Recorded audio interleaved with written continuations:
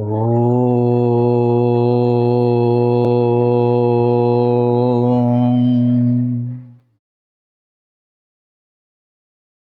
ಓಂ ಸಹನಾವವತು ಸಹನೌ ಭುನಕ್ತು ಸಹ ವೀರ್ಯಂಕರವಾವಹೈ ತೇಜಸ್ವಿನಾವಧೀತಮಸ್ತು ಮಾ ವಿದ್ವಿಷಾವಹೈ.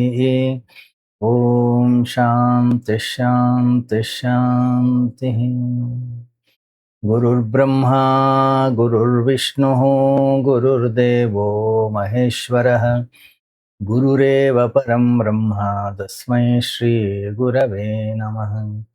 ವಸುದೇವಸುತಂ ದೇವಂ ಕಂಸಚಾಣೂರಮರ್ದನಂ ದೇವಕೀ ಪರಮಾನಂದಂ ಕೃಷ್ಣಂ ವಂದೇ ಜಗದ್ಗುರುಂ. ಕೃಷ್ಣಂ ವಂದೇ ಜಗದ್ಗುರುಂ.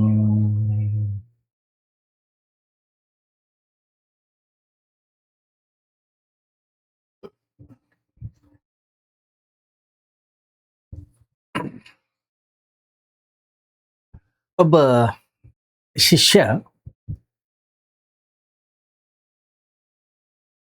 ತನ್ನ ಆಶ್ರಮದಲ್ಲಿ ಸಾಧನೆಯನ್ನ ಮಾಡ್ಕೊಂಡಿದ್ದ.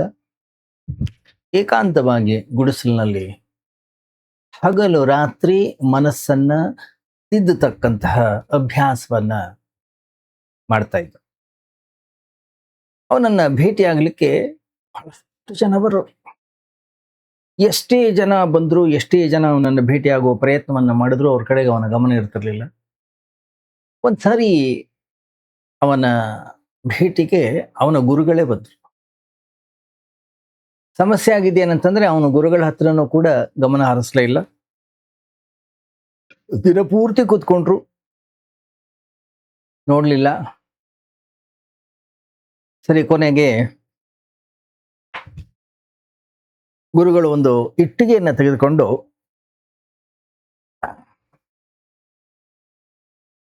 ಒಂದು ಕಲ್ಲಿಗೆ ಹಾಕಿ ತಿಕ್ಕಲಿಕ್ಕೆ ಶುರು ಮಾಡಿದ್ರು. ಯಾವಾಗ ಇಟ್ಟಿಗೆಯನ್ನ ಕಲ್ಲಿಗೆ ಹಾಕಿ ತಿಕ್ಕಲಿಕ್ಕೆ ಶುರು ಮಾಡಿದ್ರು, ಘರ್ ಘರ್ ಘರ್ ಘರ್ ಘರ್ ಘರ್ ಆ ರೀತಿಯ ಶಬ್ದ, ಕರ್ಕಶ ಶಬ್ದವನ್ನ ತಡೀಲಿಕ್ಕಾಗದೆ ಶಿಷ್ಯ ಕಣ್ಬಿಟ್ಟು ಅವನಂದ, ಏನ್ ಮಾಡ್ತಾ ಇದ್ದೀರಾ ನೀವು? ಗುರುಗಳಂದ್ರು, ಈ ಇಟ್ಟಿಗೆಯಿಂದ ನಾನೊಂದು ಕನ್ನಡಿಯನ್ನ ಮಾಡಬೇಕಾಗಿದೆ. ಶಿಷ್ಯ ಅಂದ, ಇಟ್ಟಿಗೆಯಿಂದ ಕನ್ನಡಿ? ನಿಮ್ಗೇನಾದ್ರೂ ಹುಚ್ಚಿಗೆ ಹಿಡಿದಿದ್ಯಾ? ಜೀವನ ಇಡೀ ತೇಯ್ದ್ರೂ ಕೂಡ ಇದು ಕನ್ನಡಿ ಆಗೋದಿಲ್ಲ. ಗುರುಗಳ ನಕ್ಕರು. ಶಿಷ್ಯನಿಗೆ ಹೇಳಿದ್ರು, ಹಾಗಾದ್ರೆ ನೀ ಏನ್ ಮಾಡ್ತಾ ಇದೀಯ? ಇಟ್ಟಿಗೆಯಿಂದ ಕನ್ನಡಿ ಆಗದೆ ಇದ್ರೆ ಮನಸ್ಸಿನಿಂದ ಕನ್ನಡಿ, ಮನಸ್ಸಿನ ಮೂಲಕ ಆತ್ಮದರ್ಶನವನ್ನ ಮಾಡ್ಲಿಕ್ಕೆ ಸಾಧ್ಯ ಇದೆ?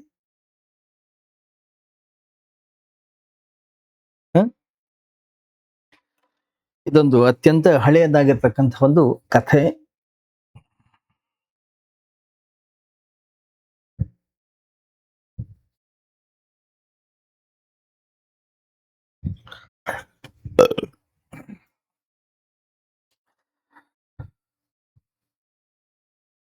ಒಬ್ಬ ಅನಕ್ಷರಸ್ಥ ಹಳ್ಳಿಗೆ ಚಕ್ರವರ್ತಿಯ ದರ್ಶನಕ್ಕಾಗಿ ತನ್ನ ಕುದುರೆಯನ್ನ ಏರಿ ರಾಜಧಾನಿಗೆ ಬರ್ತಾನೆ.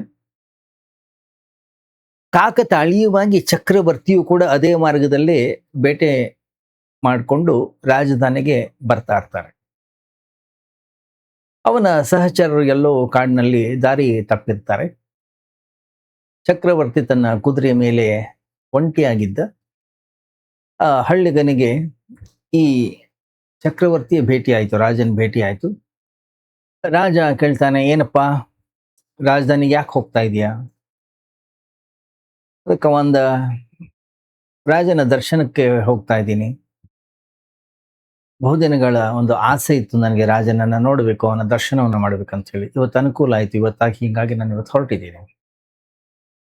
ಅವನೊಂದ, ಬಹಳ ಪುಣ್ಯವಂತ ಕಣಯ್ಯ, ಚಕ್ರವರ್ತಿಯ ದರ್ಶನ ಅಷ್ಟು ಸರಳ ಅಲ್ಲ, ಸುಲಭ ಅಲ್ಲ. ಆದ್ರೆ ಅದು ಇವತ್ತು ನಿನಗೆ ಸಹಜವಾಗಿ ಸಿಗ್ತಾ ಇದೆ.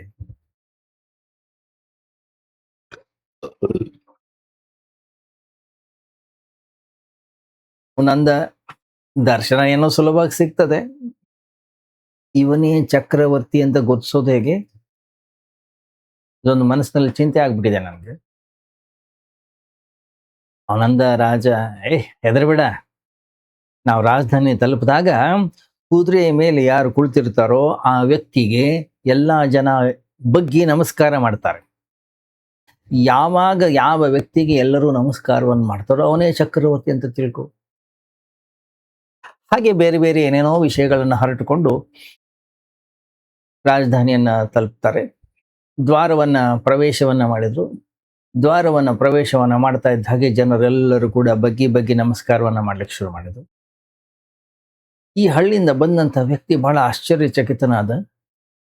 ಸ್ವಲ್ಪ ಸಮಯದ ನಂತರ ಪಕ್ಕದವನು ಕೇಳ್ದ, ಓಯ್, ಈಗ ಒಂದ್ ದೊಡ್ಡ ಗೊಂದಲ ಆಗೋಯ್ತಲ್ಲ. ಒಂದೋ ಚಕ್ರವರ್ತಿ ನೀವು, ಇಲ್ಲ ಚಕ್ರವರ್ತಿ ನಾನು. ಈ ಮನಸ್ಸಿನ ಗೊಂದಲ ಆಗಿದೆ. ಯಾರು? ಗಮನಿಸಿ, ನಮ್ಮ ಮನಸ್ಸು ಚೇತನ ಆತ್ಮತತ್ವಕ್ಕೆ ಎಷ್ಟು ಹತ್ತಿರವಾಗಿದೆ ಅಂತಂದ್ರೆ, ಒಂದು ಚಕ್ರವರ್ತಿ ನೀನು, ಇಲ್ಲ ನಾನು ಅಂತಕ್ಕಂಥ ಭ್ರಮೆ ಉಂಟಾಗ್ತದೆ. ಯಾರಾದ್ರೂ ನಮಗೆ ಬಗ್ಗೆ ನಮಸ್ಕರಿಸಿದಾಗ ನನಗೆ ನಮಸ್ಕಾರವನ್ನ ಮಾಡ್ತಾ ಇದ್ದಾರೆ ಅಂತ ಹೇಳಿ ನಮ್ಮ ಮನಸ್ಸು ಭಾವಿಸ್ತದೆ. ಈ ಭ್ರಮೆಯಿಂದಲೇ ಅಹಂಕಾರದ ನಿರ್ಮಾಣವಾಗ್ತದೆ. ಯಾರಾದರೂ ಪ್ರೀತಿಸಿದಾಗ ನನ್ನನ್ನೇ ಪ್ರೀತಿಸ್ತಾ ಇದ್ದಾರೆ ಅಂತಕ್ಕಂಥ ರೀತಿಯಲ್ಲಿ ಮನಸ್ಸು ಭಾವಿಸ್ತದೆ. ಮನಸ್ಸು ಜೀವನಕ್ಕೆ ಅತ್ಯಂತ ಹತ್ತಿರದಲ್ಲಿದೆ. ಎಷ್ಟು ಹತ್ತಿರದಲ್ಲಿದೆ ಅದು ಅಂತಂದ್ರೆ, ಜೀವನದ ಬೆಳಕು ಅದರ ಮೇಲೆ ಪ್ರತಿಫಲಿಸ್ತದೆ. ಮನಸ್ಸು ಜೀವಂತವಾಗಿದೆ ಅನ್ನುವಂತಹ ರೀತಿಯಲ್ಲಿ ತೋರುತ್ತದೆ. ನಿಜವಾಗ್ಲೂ ಕೂಡ ಮನಸ್ಸು ಅನ್ನುವಂಥದ್ದು ಜಡ ವಸ್ತುವಿನ ಒಂದು ಭಾಗ. ಮನಸ್ಸು ಆತ್ಮದ ಒಂದು ಭಾಗವಲ್ಲ, ಚೇತನದ ಒಂದು ಭಾಗವಲ್ಲ. ಮನಸ್ಸು ಶರೀರದ ಅತ್ಯಂತ ಸೂಕ್ಷ್ಮವಾಗಿರ್ತಕ್ಕಂಥ ಅಂಗ. ಮನಸ್ಸು ಶರೀರದ ವಿಕಾಸವೇ ಆಗಿದೆ, ಆದರೆ ಅದು ಚೇತನಕ್ಕೆ ತುಂಬಾ ಹತ್ತಿರವಾಗಿದೆ. ಎಷ್ಟು ಸೂಕ್ಷ್ಮವಾಗಿದೆ, ಎಷ್ಟು ಹತ್ತಿರವಾಗಿದೆ ಅಂತಂದ್ರೆ, ನಾನೇ ಎಲ್ಲ ಅಂತಕ್ಕಂಥ ಭ್ರಮೆ ಅದಕ್ಕೆ ಬರೋದು ಬಹಳ ಸಹಜ. ಈ ಭ್ರಮೆ ಸಂಸಾರದಲ್ಲಿಯೂ ಕೂಡ ನಡೀತದೆ, ಸಾಧನೆಯಲ್ಲಿಯೂ ಕೂಡ ಇದು ನಮ್ಮ ಬೆನ್ನು ಬಿಡೋದಿಲ್ಲ. ಸಂಸಾರಿ ವ್ಯಕ್ತಿ ಮನಸ್ಸನ್ನ ತೃಪ್ತಿಪಡಿಸ್ಲಿಕ್ಕೆ ಅಥವಾ ಮನಸ್ಸನ್ನ ತುಂಬಿಸ್ಲಿಕ್ಕೆ ಪ್ರಯತ್ನವನ್ನ ಮಾಡ್ತಾನೆ. ಎಂದಿಗೂ ಕೂಡ ಅದು ಸಾಧ್ಯವಾಗೋದಿಲ್ಲ. ಯಾಕೆಂದ್ರೆ ಮನಸ್ಸಿನ ಸ್ವಭಾವ ಅಲ್ಲ. ಚೈತನ್ಯ ಅನ್ನೋದೇನಿದೆ ಯಾವತ್ತೂ ಕೂಡ ತೃಪ್ತ ಆಗ್ಲಿಕ್ಕೆ ಸಾಧ್ಯ ಇಲ್ಲ. ಯಾಕಂದ್ರೆ ಅದು ಯಾವತ್ತೂ ಕೂಡ ಪೂರ್ಣ ಮಾಡ್ಲಿಕ್ಕೆ ಸಾಧ್ಯ ಇಲ್ಲ. ಯಾಕೆ ಅಂತಂದ್ರೆ ಇದು ಈಗಾಗಲೇ ಪೂರ್ಣವಾಗಿದೆ. ಪೂರ್ಣತೆಯೇ ಅದರ ಸ್ವಭಾವ. ಚೇತನ ಅರಳಬಲ್ಲದು, ಹೂವಾಗಬಲ್ಲದು. ಅದು ಈಗಾಗಲೇ ಹೂವಾಗಿದೆ, ಅದೇ ಅದರ ಸ್ವಭಾವ. ಆದ್ರೆ ಮನಸ್ಸು ಜಡವಸ್ತು, ಅದೊಂದು ಯಂತ್ರದ ಹಾಗೆ. ಅದು ಅರಳಲಿಕ್ಕೂ ಆಗೋದಿಲ್ಲ, ಅದು ತೃಪ್ತಿಯನ್ನು ಹೊಂದಲಿಕ್ಕೂ ಕೂಡ ಆಗೋದಿಲ್ಲ. ಮನಸ್ಸು ಪೂರ್ಣಗೊಳ್ತಕ್ಕಂತಹ ಪ್ರಯತ್ನದಲ್ಲಿದೆ. ಜನ್ಮಗಳ ಶ್ರಮದ ನಂತರವೂ ಕೂಡ ಮನಸ್ಸು ಅನ್ನುವಂಥದ್ದು ತೃಪ್ತಿಯನ್ನು ಹೊಂದೋದಿಲ್ಲ. ಆದರೂ ತೃಪ್ತನಾಗುವ ಆ ಆಸೆ ಸಾಯೋದಿಲ್ಲ. ಮನಸ್ಸಿನ ಆ ದೀಪ ಆಸೆ ಅಂತಕ್ಕಂಥ ಎಣ್ಣೆಯಿಂದಲೇ ಉರಿತಾ ಇದೆ. ಮನಸ್ಸು ಹೇಳ್ತಾ ಹೋಗ್ತದೆ, ಇವತ್ತಿನ ತನಕ ಆಗಿಲ್ಲ, ಪರವಾಗಿಲ್ಲ, ಇನ್ನೊಂದಿಷ್ಟು ಶ್ರಮ ಹಾಕ್ತೀನಿ, ಇನ್ನೊಂದಿಷ್ಟು ಸಾಧನೆಯನ್ನು ಮಾಡ್ತೀನಿ, ನಾಳೆ ಆಗುತ್ತೆ. ನಾಳೆ ಸಿಗಲಿಲ್ಲ, ಹೆದರಬೇಡ, ನಾಡಿದ್ದಾಗುತ್ತೆ. ಧೈರ್ಯದಿಂದಿರು, ಖಂಡಿತವಾಗ್ಲೂ ಕೂಡ ನಾಳೆ ಆಗೇ ಆಗುತ್ತೆ. ಅಸಮಾಧಾನ ಬೇಡ, ಸಂತೋಷವಾಗಿರು.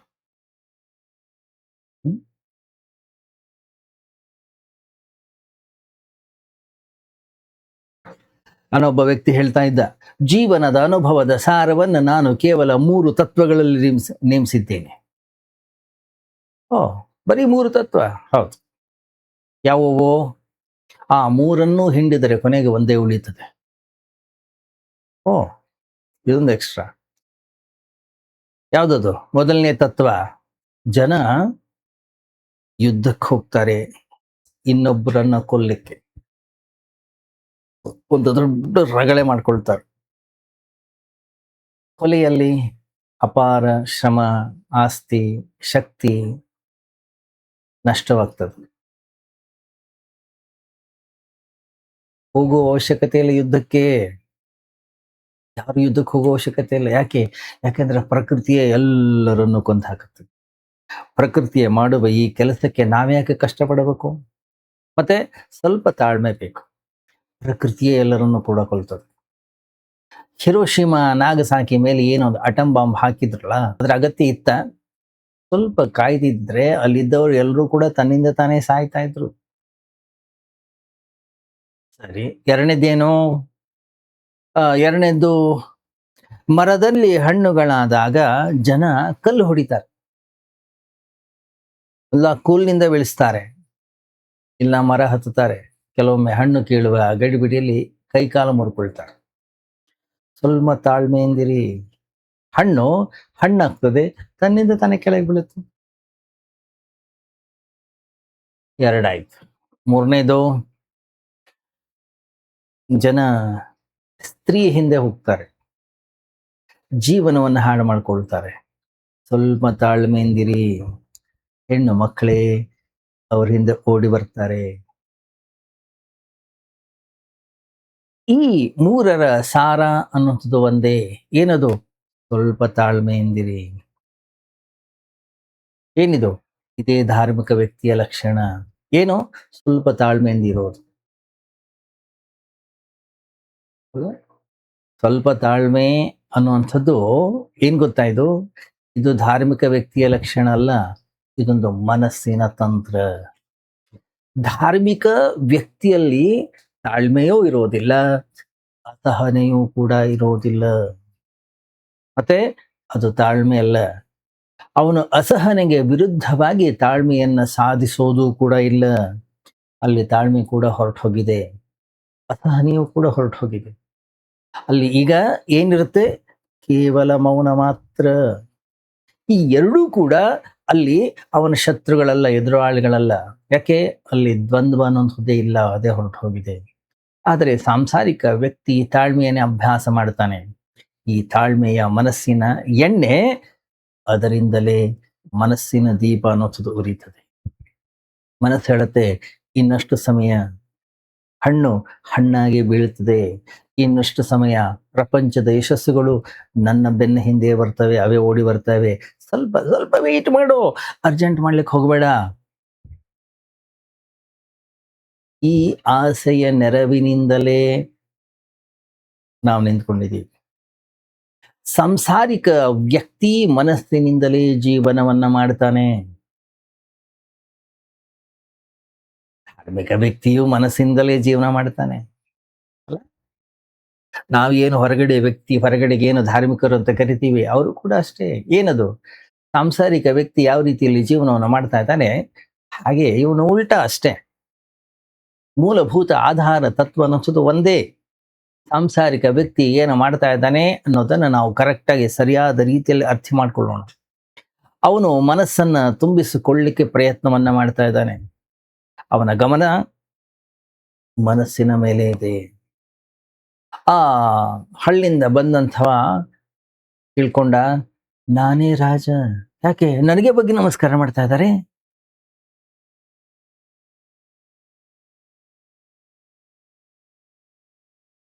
ಯಾಕಂದ್ರೆ ಆ ರೀತಿಯಲ್ಲಿ ಭಾವಿಸೋದು ಸರಳ, ಸಹಜ, ಸುಲಭ. ಯಾಕಂದ್ರೆ ರಾಜನ ಪಕ್ಕನೇ ಇದಾನ ಅವನು. ಸಾಂಸಾರಿಕ ವ್ಯಕ್ತಿ ಮನಸ್ಸನ್ನು ತುಂಬೋದ್ರಲ್ಲಿ ಅವನು ಸಂಪೂರ್ಣವಾಗಿ ನಿರತನಾಗಿದ್ದಾನೆ. ಆದ್ರೆ ಯಾವ ವ್ಯಕ್ತಿ ಕೇವಲ ಹೆಸರಿಗಷ್ಟೇ ಧಾರ್ಮಿಕನಾಗಿ ಇದಾನೋ ವ್ಯಕ್ತಿ, ಅವನೇನ್ ಮಾಡ್ತಾ ಇದ್ದಾನೆ? ಸಂಸಾರಿಯ ಜೀವನದಲ್ಲಿಯೂ ಆನಂದ ಇಲ್ಲ, ಇವನಲ್ಲೂ ಆನಂದ ಇಲ್ಲ. ಕಬೀರ್ ಒಂದು ಕಡೆ ಬಹಳ ಸುಂದರ ಅಂತ ಒಂದು ಮಾತನ್ನು ಹೇಳ್ತಾರೆ. ಆಕಾಶದಿಂದ ಅಮೃತ ಅನ್ನೋದು ಸುರಿತಾ ಇದೆ.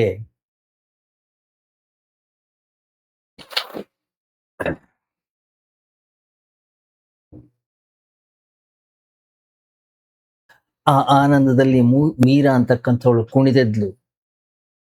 ಈ ಇಡೀ ಜೀವನವೇ ನೃತ್ಯಮಯವಾದ ಆ ಆನಂದ. ಕೃಷ್ಣನ ಕೊಳಲಿನಿಂದ ಹೊರಹೊಮ್ಮುವ ಆ ಆನಂದದ ನಾದ. ಇಂತಹ ಆನಂದದ ಕ್ಷಣ ಸಂಸಾರಿಯಲ್ಲಿ ಕಾಣಿಸೋದಿಲ್ಲ.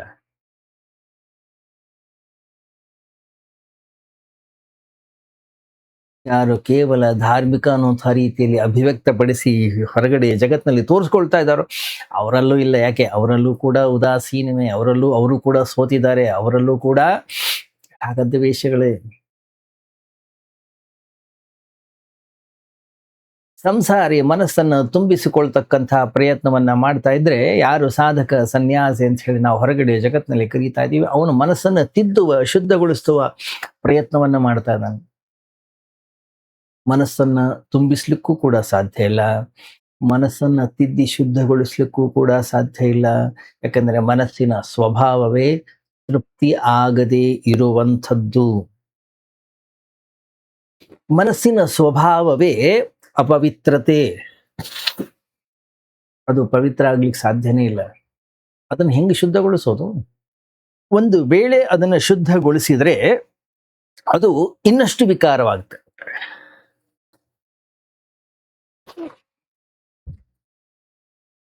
ಇನ್ನಷ್ಟು ವಿಷವಾಗ್ತದೆ. ವಿಷ ಎಷ್ಟೇ ಶುದ್ಧಗೊಳಿಸಿ ಅದು ಅಮೃತವಾಗೋದಿಲ್ಲ. ಕ್ಷಮಿಸಿ.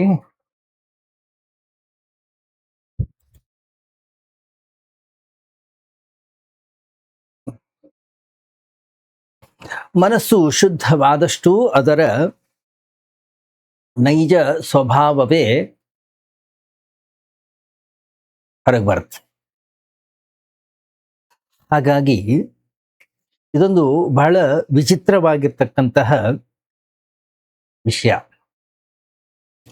ಸಾಂಸಾರಿಕ ವ್ಯಕ್ತಿಗೆ ಮನಸ್ಸಿನ ಸ್ವಭಾವದ ಮೇಲೆ ಮತ್ತು ಅದರ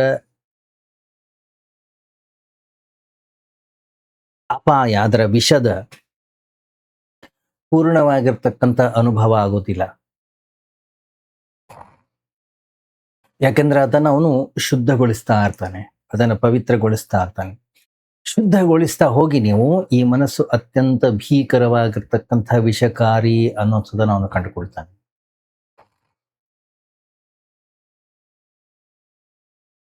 ಇಷ್ಟೊಂದು ವಿಷ ಸಂಸಾರದಲ್ಲೂ ಇರಲಿಲ್ಲ. ಯಾಕಂದ್ರೆ ಸಂಸಾರದಲ್ಲಿ 1000 ವಿಷಯಗಳು ಬೆರೆತಿರ್ತವೆ, ಮಿಶ್ರಣ ಆಗಿತ್ತು. ಅಲ್ಲಿ ವಿಷವು ಶುದ್ಧವಾಗಿ ಸಿಗ್ತಾ ಇರಲಿಲ್ಲ, ಎಲ್ಲವೂ ಕೂಡ ಬೆರ್ತು ಹೋಗಿತ್ತು ಸಂಸಾರದಲ್ಲಿ. ಆದರೆ ಮನಸ್ಸು ಸ್ಪಷ್ಟವಾಗ್ತಾ ಹೋದ ಹಾಗೆ ಬಹಳ ಅಪಾಯ. ಆದ್ರಿಂದಲೇ ಸನ್ಯಾಸಿಗಳು ಮನಸ್ಸಿನ ವಿರುದ್ಧವಾಗಿ ಬಹಳವಾಗಿ ಬರೆದಿದ್ದಾರೆ. ಆಶ್ಚರ್ಯ ಏನಿಲ್ಲ, ಅವರು ಮನಸ್ಸನ್ನ ಅದರ ಶುದ್ಧ ರೂಪದಲ್ಲಿ ಅದನ್ನು ಅರ್ತಿದ್ದಾರೆ.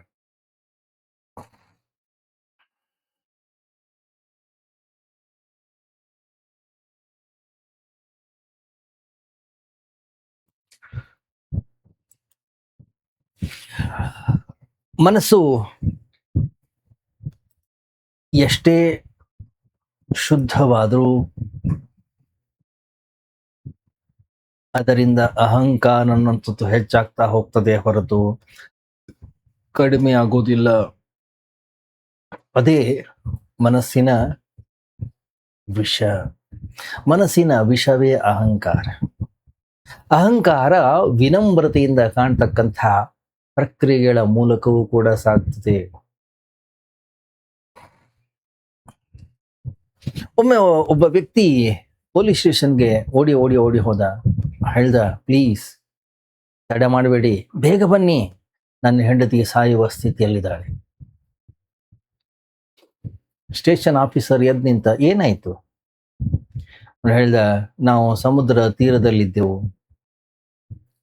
ಅಲೆಗಳು ಏರ್ತಾ ಇವೆ, ಬಿರುಗಾಳಿ ಜೋರಾಗ್ತಾ ಇದೆ, ನನ್ನ ಹೆಂಡತಿ ಮರಳಿನಲ್ಲಿ ಸಿಕ್ಕಾಕೊಂಡ್ಬಿಟ್ಟಿದ್ದಾಳೆ, ಪ್ಲೀಸ್ ಹೇಗಾದ್ರೂ ಮಾಡಿ ರಕ್ಷಿಸಿ. ಸ್ವಲ್ಪ ತಡ ಆದ್ರೂ ಕೂಡ ಕಷ್ಟ ಆಗ್ತದೆ. ಅವನಂದ, ಮರಳಿನಲ್ಲಿ ಎಷ್ಟು ಆಳದಲ್ಲಿ ಸಿಕ್ಕಾಕೊಂಡಿದ್ದಾಳೆ ಅವಳು? ಕಾಲ್ ಮುಳುಗಿರ್ಬೋದು, ಬೆರಳು ಪಾದ ಮುಳುಗಿರ್ಬೋದು. ಆಫೀಸರ್ ಕೆಳಗಡೆ ಕೂತ್ಕೊಂಡ. ಅವನಂದ, ನಂಗೆ ಮೊದ್ಲೇ ಅನುಮಾನ ಇತ್ತು, ಒಂದು ವೇಳೆ ಬೆರಳಿನವರೆಗೆ ಮಾತ್ರ ಸಿಲ್ಕ್ ಹಾಕೊಂಡಿದ್ರೆ ಅವಳೇ ಹೊರಗೆ ಬರ್ತಾಳೆ, ಇಷ್ಟೊಂದು ಗಾಬರಿ ಆಗೋ ಅವಶ್ಯಕತೆ ಇಲ್ಲ, ಯಾರನ್ನು ಕೂಡ ಕರ್ಕೊಂಡು ಹೋಗೋ ಅವಶ್ಯಕತೆ ಇಲ್ಲ. ಅವನಂದ, ಇಲ್ಲ ಸರ್, ಅವಳು ಹೊರಗೆ ಬರಕ್ ಆಗಲ್ಲ, ಪ್ಲೀಸ್ ಬೇಗ ಬನ್ನಿ, ಅರ್ಜೆಂಟು, ನಾನು ಹೇಳ್ತಾ ಇದ್ದೀನಿ, ಬನ್ನಿ. ಅವಳಂದು ಯಾಕೆ ಯಾಕೆ ಅಂತಂದ್ರೆ ಅವಳು ಶೀರ್ಷಾಸನ ಮಾಡ್ಕೊಂಡು ನಿಂತ್ಕೊಂಡಿದ್ದಾಳೆ. ಶೀರ್ಷಾಸನ ಮಾಡುವಾಗ ಕಾಲಿನ ಬೆರಳಿನ ತನಕ ಮರಳಿದೆ.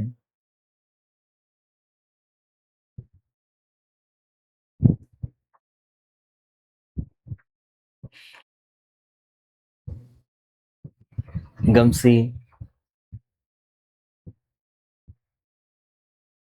ನಾವು ಮಾಡ್ತಾ ಇರ್ತಕ್ಕಂಥ ಹೊರಗಡೆ ಜಗತ್ತಿನ ಸಾಧನೆ, ಒಬ್ಬ ಸಂಸಾರಿ ಮಾಡ್ತಾ ಇರ್ತಕ್ಕಂಥ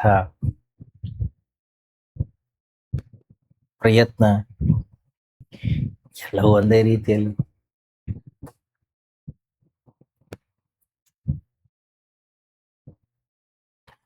ಯಾವ ವ್ಯಕ್ತಿ ನಿಂತುಕೊಂಡಿದ್ದಾನೋ ಅವನ ಕಾಲ್ ಬೆರಳಿನ ತನಕ ಮರಳು ಬಂದ್ರೆ ತಪ್ಸ್ಕೊಂಡು ಓಡ್ಬೋದು.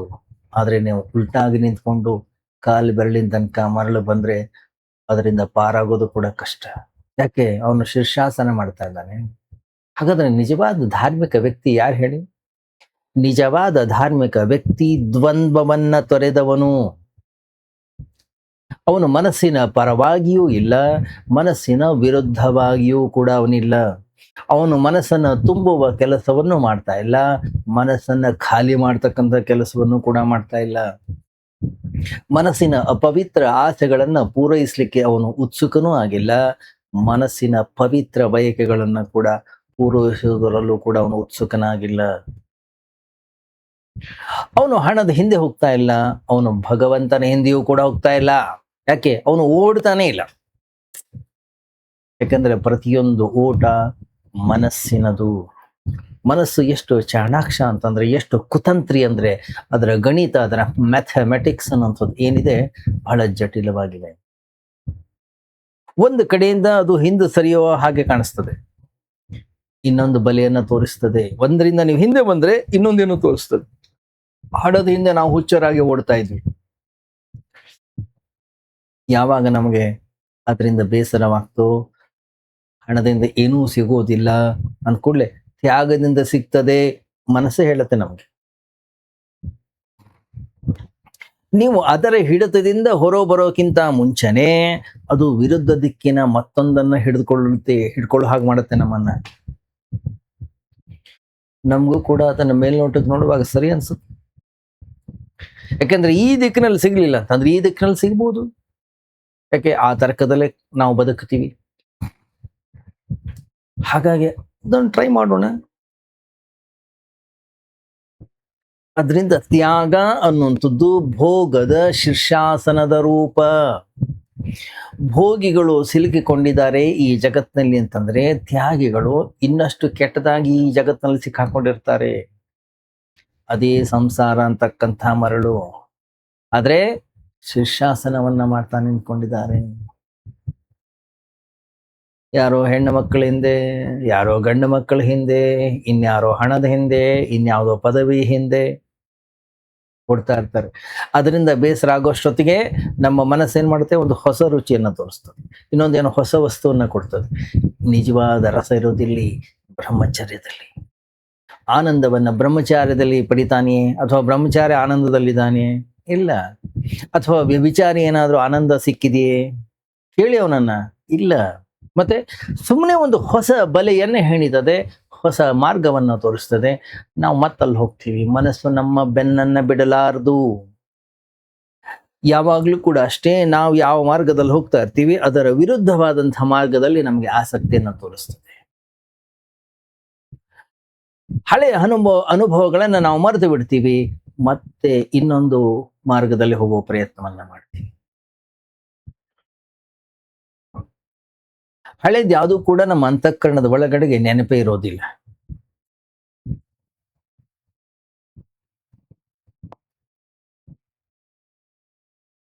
ಗಮನಿಸಿ, ಯಾರಾದ್ರೂ ನಮ್ಗೆ 1 ಗಂಟೆ ಎಚ್ಚರವಾಗಿರಪ್ಪ ಅಂತ ಹೇಳಿದ್ರೆ 1 ಗಂಟೆ ನಮ್ಮ ಕೈನಲ್ಲಿ ಎಚ್ಚರವಾಗಿರ್ಲಿಕ್ಕೆ ಆಗೋದಿಲ್ಲ. 1 ಗಂಟೆ ಜಾಗರೂಕನಾಗಿ ಎದ್ದು ನಿಂತ್ಕೋ, ನಮ್ಮ ಕೈಲಿ ಆಗೋಲ್ಲ. ಯಾಕಂದ್ರೆ 1000 ವಿಷಯಗಳು ನಮ್ಮ ಅಂತಃಕರಣವನ್ನ ಆವರಿಸ್ತವೆ, ಆಕರ್ಷಿಸ್ತವೆ. ಪ್ರತಿಯೊಂದು ಪತಂಗ ಚಿಟ್ಟೆ ಹಿಂದೆ ಓಡುವ ಪ್ರಯತ್ನವನ್ನ ಮಾಡ್ತೀವಿ. ಪ್ರತಿಯೊಂದು ಕಲ್ಲು, ಸಣ್ಣ ಕಲ್ಲುಗಳು, ಹೆಕ್ಕಳು ಏನು ಎತ್ತೋ ಹಾಗೆ ಓಡ್ತಾ ಇರ್ತೀವಿ.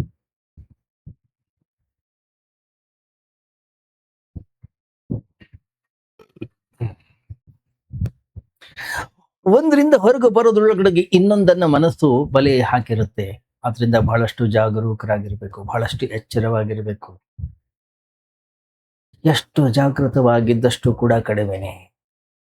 ಯಾಕೆಂದ್ರೆ ಇವತ್ತು ನಾವೇನು ಚಿಂತನೆಯನ್ನ ಮಾಡ್ಲಿಕ್ಕೆ ಹೊರಟಿದ್ದೀವಿ, ಇದೇ ಬಹಳ ಸುಂದರವಾದಂತ ಸೂತ್ರ, ಇದು ಸುಂದರವಾದಂತದ್ದು ವಿಚಾರ. ಯಾವುದನ್ನ ನಾವು ಭೋಗದಿಂದ ಪಡೀಲಿಕ್ಕೆ ಆಗೋದಿಲ್ಲ, ಅದರ ವಿರುದ್ಧವಾಗಿ ಹೋದ್ರೂ ಕೂಡ ಅದನ್ನ ಪಡೀಲಿಕ್ಕೆ ಸಾಧ್ಯವಿಲ್ಲ. ಕಾಮ ವಾಸನೆಯಿಂದ ಯಾವುದನ್ನ ಪಡೀಲಿಕ್ಕೆ ಸಾಧ್ಯ ಇಲ್ಲ, ಅದನ್ನ ಬ್ರಹ್ಮಚರ್ಯದಿಂದಲೂ ಕೂಡ ಪಡೀಲಿಕ್ಕೆ ಸಾಧ್ಯ ಇಲ್ಲ. ನೀವು ಹಣದಿಂದ ಪಡೀಲಿಕ್ಕೆ ಆಗದೆ ಇದ್ರೆ ಅದನ್ನ ಬಡತನದಿಂದಲೂ ಕೂಡ ಅದನ್ನ ಪಡೀಲಿಕ್ಕೆ ಸಾಧ್ಯ ಇಲ್ಲ. ನಾವು ಸಂಸಾರದಲ್ಲಿ ಓಡಿ ಓಡಿ ಓಡಿ ಓಡಿ ಓಡಿ ಪಡೆಯಲಾಗದೆ ಇದ್ರೆ ಪರಮಾತ್ಮನ ಕಡೆಗೆ ಓಡಿ ಓಡಿ ಓಡಿ ಕೂಡ ಅದನ್ನ ಪಡೀಲಿಕ್ಕೆ ಸಾಧ್ಯ ಇಲ್ಲ.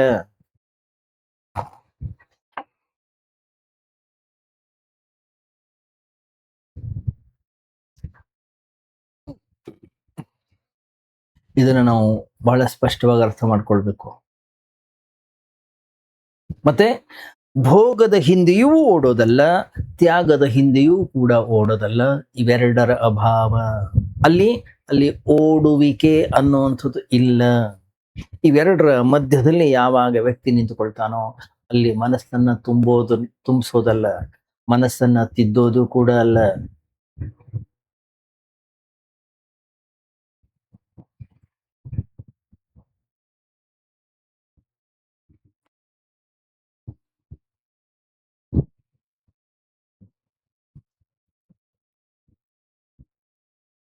ಗಮನಿಸಿ, ಈ ನಮ್ಮ ಜೀವನದಲ್ಲಿ ಸಾಧಕ ಅಂತ ಹೇಳಿ ನಾವು ಏನು ಸಾಧನೆಯನ್ನ ಮಾಡ್ತೀವಿ, ಅಷ್ಟು ಪ್ರಯತ್ನ ಮಾಡ್ತೀವಿ.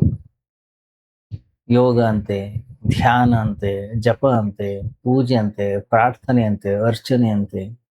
ಏನು ಫಲ? ಏನು ಫಲ ಸಿಕ್ಕಿಲ್ಲ. ನಾವು ಎಲ್ಲಿರ್ತೀವೋ ಅಲ್ಲೇ ಇರ್ತೀವಿ.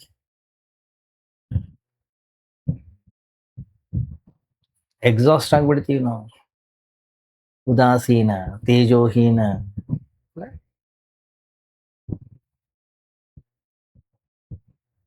ಸಾಂಸಾರಿಕ ವ್ಯಕ್ತಿ ಸ್ವಲ್ಪ ಖುಷಿಯಾಗಾದ್ರೂ ಇರ್ತಾನೆ. ಆಧ್ಯಾತ್ಮಿಕ ಸಾಧಕರು ಅಂತ ಹೇಳ್ಕೊಂಡವರು ನಾವು ಇನ್ನೂ ಉದಾಸೀನರಾಗಿರ್ತೀವಿ. ಜೀವನದಲ್ಲಿ ಅವನಿಗೆ ಉತ್ಸಾಹವೇ ಇರೋದಿಲ್ಲ. ಹೆಚ್ಚು ಕಡಿಮೆ ಜೀವನದಲ್ಲಿ ಸತ್ತ ಹಾಗಿರ್ತೀವಿ ನಾವು. ಇದನ್ನ ಸಾಧನೆ ಅಥವಾ ಇದನ್ನ ಸಿದ್ಧಿ ಅಂತ ಒಂದು ವೇಳೆ ನಾವು ತಿಳ್ಕೊಂಡ್ರೆ ಗ್ರಾಚಾರ.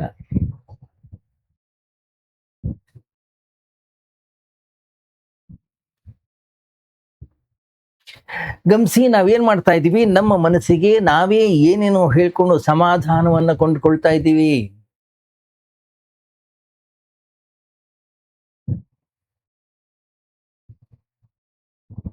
ನಮ್ಮ ಜೀವನದಲ್ಲಿ ಒಂದು ಖುಷಿ ಇಲ್ಲ, ಆನಂದ ಇಲ್ಲ, ಒಂದು ಪುಳಕ ಇಲ್ಲ.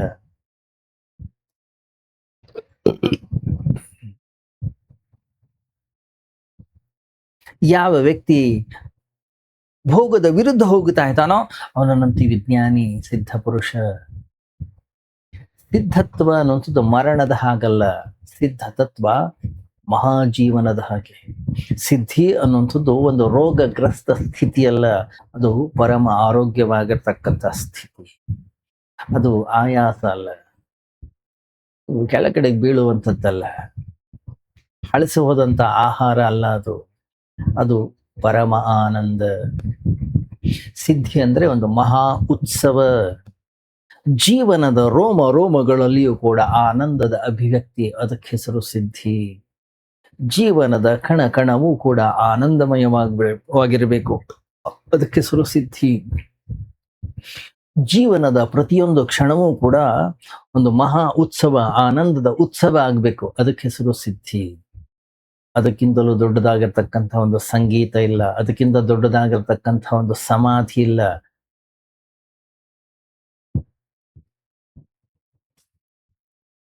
ಗಮನಿಸಿದರೆ ನೀವು ತುಂಬಾ ಖುಷಿ, ತುಂಬಾ ಸಂತೋಷ ಆದಾಗ ವ್ಯಕ್ತಿ ನೃತ್ಯವನ್ನ ಮಾಡ್ತಾನೆ, ಹಾಡು ಹೇಳ್ತಾನೆ. ಯಾವ ವ್ಯಕ್ತಿ ಸಿದ್ಧ ಪುರುಷನೋ ಅವನ ಮಾತಿನಲ್ಲಿ, ಅವನ ನಡೆಯಲ್ಲಿ, ಅವನ ನುಡಿಯಲ್ಲಿ, ಅವನ ಜೀವನದಲ್ಲಿ ನೃತ್ಯ ಇರಬೇಕು, ಸಂತೋಷ ಇರಬೇಕು, ಸಂಭ್ರಮ ಇರಬೇಕು. ಹೇಗೆ ಭಗವಂತ ಶ್ರೀಕೃಷ್ಣನ ಜೀವನದಲ್ಲಿ ಯಾವಾಗಲೂ ಕೂಡ ಕೊಳಲು ವಾದನ ಅನ್ನೋದಿರ್ತಿತ್ತೋ, ಆ ರೀತಿಯಲ್ಲಿ ಅವನ ಜೀವನದ ಒಂದೊಂದು ಹಂತದಲ್ಲೂ ಕೂಡ ಆ ತರದ ಸಂಗೀತ ಅನ್ನೋದು ಹೊರಗೆ ಬರಬೇಕು. ಅದೇ ಒಬ್ಬ ಸಿದ್ಧ ಪುರುಷನ ನಿಜವಾದ ಲಕ್ಷಣ. ಯಾವ ವ್ಯಕ್ತಿ ಮುದುಡಿ ಹೋಗಿದಾನೋ, ಯಾವ ವ್ಯಕ್ತಿ ಧೂಳಿಂದ ತುಂಬಿಕೊಂಡಿದ್ದಾನೋ, ಯಾವ ವ್ಯಕ್ತಿ ಗಂಭೀರವಾಗಿದ್ದಾನೋ, ಯಾವ ವ್ಯಕ್ತಿ ಜೀವನದಲ್ಲಿ ಉಲ್ಟಾಗಿ ನಿಂತ್ಕೊಂಡಿದ್ದಾನೋ, ಅದನ್ನ ಸಾಧನೆ ಅಂತ ಹೇಳಿ ಕರೆಯೋದಿಲ್ಲ. ಮತ್ತೆ ಸಾಂಸಾರಿಕರು ಏನಿದ್ದಾರೆ ಅದಕ್ಕೆ ವಿರುದ್ಧವಾಗಿದ್ದಾರಷ್ಟೇ, ಅಂಥವ್ರನ್ನ ನಾವು ಸಾಧಕರು ಅಂತ ಕರಿತೀವಿ. ನಾವೇನ್ ಅನ್ಕೊಳ್ತೀವಿ, ನಮ್ಗೇನ್ ಸಿಕ್ಕಿಲ್ಲ ಇದು ಅವ್ರಿಗೆ ಸಿಕ್ಕಿರಬೇಕು ಅಂತ ನಾವು ಅನ್ಕೋತೀವಿ ಅಷ್ಟೇ. ಯಾಕಂದ್ರೆ ಮನಸ್ಸು ಯಾವಾಗಲೂ ಅಷ್ಟೇ ವಿಪರೀತವಾಗಿರೋದನ್ನ ಅಥವಾ ವಿರುದ್ಧವಾಗಿರೋದನ್ನ ಆಕರ್ಷಿಸ್ತದೆ. ಮನಸ್ಸಿಗೆ ವಿರುದ್ಧವಾದದ್ರಲ್ಲಿ ಯಾವಾಗಲೂ ಕೂಡ ಅಷ್ಟೇ ಬಹಳ ಕುತೂಹಲ ಇರುತ್ತೆ. ವಿರುದ್ಧವಾದಂತಹ ವಿಷಯದಿಂದ ಮನಸ್ಸು ಸಾಯೋದಿಲ್ಲ. ವಿರುದ್ಧವಾಗಿರೋದು ಅಂತಂದ್ರೆ ಮನಸ್ಸಿಗೆ ಒಂದು ಹೊಸ ಪ್ರಯಾಣ. ಮನಸ್ಸಿನಿಂದ ಮುಕ್ತಿ ಸಿಗೋದು ಅಂದ್ರೇನು? ಮನಸ್ಸಿನಿಂದ ಮುಕ್ತಿ ಸಿಗೋದು ಅಂತಂದ್ರೆ ದ್ವಂದ್ವಗಳ ಅಭಾವದಿಂದ ನಿರ್ದ್ವಂದ್ವೋ ಭವತಿ. ನಾರದರ ಭಕ್ತಿ ಸೂತ್ರದಲ್ಲಿ ಹೇಳ್ತಾರೆ, ಅಲ್ಲಿ ದ್ವಂದ್ವಗಳು ಅಂತಕ್ಕಂಥವು ಇಲ್ಲ.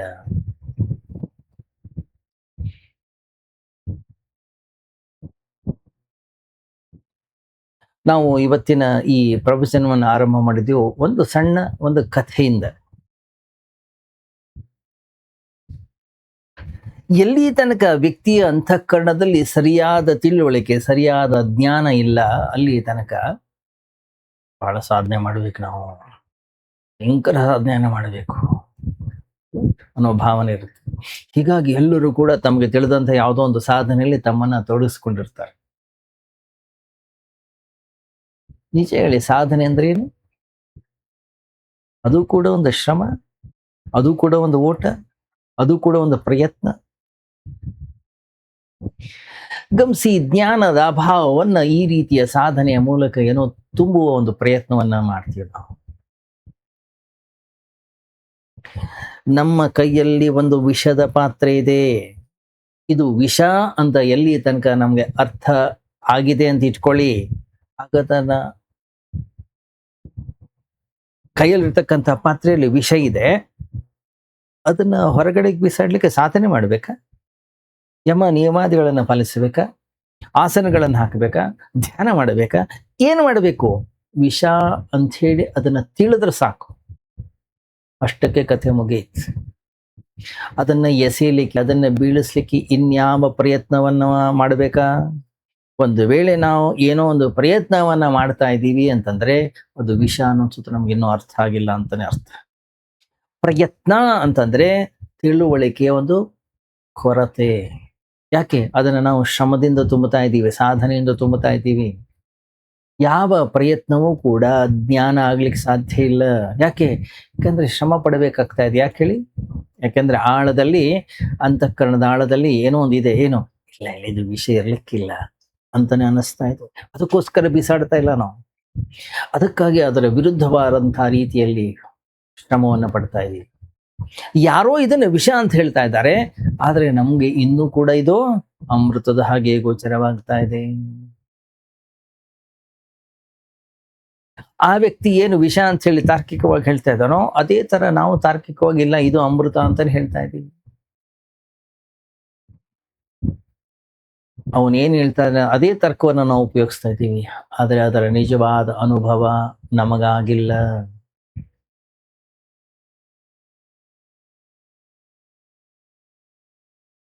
ಇಲ್ಲ, ಸಾಧನೆಯನ್ನು ಮಾಡಿ ಅದನ್ನ ಕಂಡುಹಿಡ್ಕೊಳ್ಳೋಣ, ಸ್ವಲ್ಪ ಒಂದಿಷ್ಟು ಸಮಯ ತೆಗೆದುಕೊಳ್ಳೋಣ, ಪರವಾಗಿಲ್ಲ, ಪ್ರಯತ್ನವನ್ನ ಮಾಡೋಣ, ಅದಕ್ಕೊಂದಿಷ್ಟು ಸಮಯ, ಅದಕ್ಕೊಂದಿಷ್ಟು ಶ್ರಮ. ಗಮನಿಸಿ, ಎಷ್ಟು ಸಮಯವನ್ನ ನಾವು ತೆಗೆದುಕೊಳ್ತೀವೋ ಅಷ್ಟು ದಿನಗಳ ಕಾಲ ಆ ವಿಷದ ಪಾತ್ರೆ ನಮ್ಮ ಕೈಯಲ್ಲಿ ಇರುತ್ತೆ. ಅಷ್ಟು ದಿನಗಳ ಕಾಲ ನಮ್ಮ ಬಾಯಾರಿಕೆಯನ್ನ ನಾವು ಅದೇ ವಿಷದಿಂದಲೇ ತೀರಿಸಿಕೊಳ್ತೀವಿ. ಎಷ್ಟು ಸಮಯ ಅನ್ನುವಂಥದ್ದು ಕಳೀತದೋ, ಎಷ್ಟು ಸಾಧನೆ ಈ ವಿಷಯದಲ್ಲಿ ಮುಂದುವರಿಯುತ್ತದೋ, ಅಷ್ಟು ಕಾಲ ನಾವು ಹಿಂದೆ ಹೇಗಿದ್ದೆವೋ ಈಗಲೂ ಹಾಗೆ ಇರ್ತೀವಿ.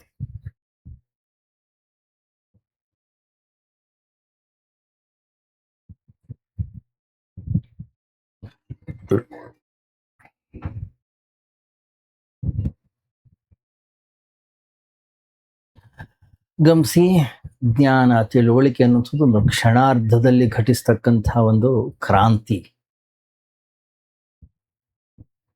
ಒಂದು ಕ್ಷಣ ಅಂತಃಕರಣದ ಒಳಗೆ ತಿಳುವಳಿಕೆ ಬಂತು, ಜ್ಞಾನದ ಉದಯವಾಯಿತು, ಒಂದು ಕ್ರಾಂತಿ ಘಟಿಸ್ತದೆ, ಮುಗೀತಲ್ಲಿ.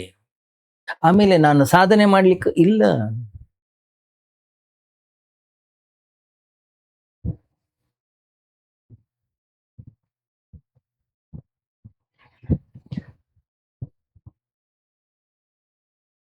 ಮನೆಗೆ ಬೆಂಕಿ ಬಿದ್ದಿದೆ ಅಂತ ಹೇಳಿದ್ರೆ, ಮನೆಗೆ ಬೆಂಕಿ ಬಿದ್ದಿರೋದು ನಮಗೆ ಕಾಣಿಸ್ತಾ ಇದೆ ಅಂದ್ರೆ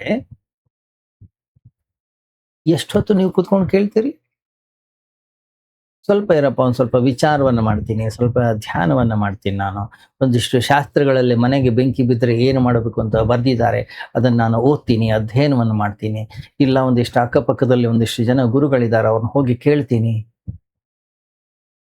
ಬೆಂಕಿಯನ್ನು ಆರಿಸ್ಲಿಕ್ಕೆ ಇರ್ತಕ್ಕಂಥ ಮಾರ್ಗಗಳು ಏನು ಅಂತೇಳಿ ಒಂದು ಸ್ವಲ್ಪ ನಾನು ಅಧ್ಯಯನ ಮಾಡ್ತೀನಿ. ಮಾಡ್ತೀವ? ಅಥವಾ ತತ್ಕ್ಷಣನೇ ಹೊರಗಡೆ ಹೋಗಿ ಜಿಗಿದು ಬೆಂಕಿ ಎಲ್ಲಿ ಬಿದ್ದಿದೆ ಅಲ್ಲಿ ಹೋಗಿ ಅದನ್ನು ಆರಿಸುವ ಪ್ರಯತ್ನವನ್ನ ಮಾಡ್ತೀವ?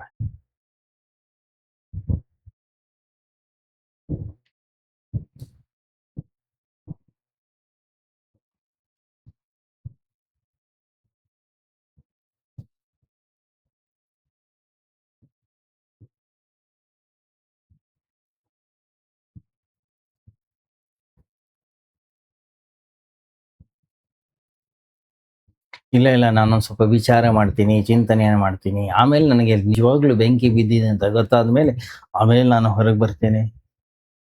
ಏ, ನಿಮಗೆ ಬೆಂಕಿ ಕಾಣಿಸ್ತಾ ಇದೆ, ನನಗೇನು ಬೆಂಕಿ ಕಾಣಿಸ್ತಾ ಇಲ್ಲ.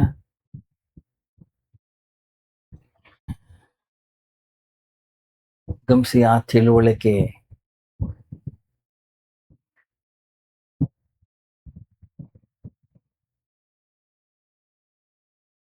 ಆ ಒಂದು ಅರಿವು, ಆ ಒಂದು ಜ್ಞಾನ, ಅದು ಒಂದು ಸಾಕು.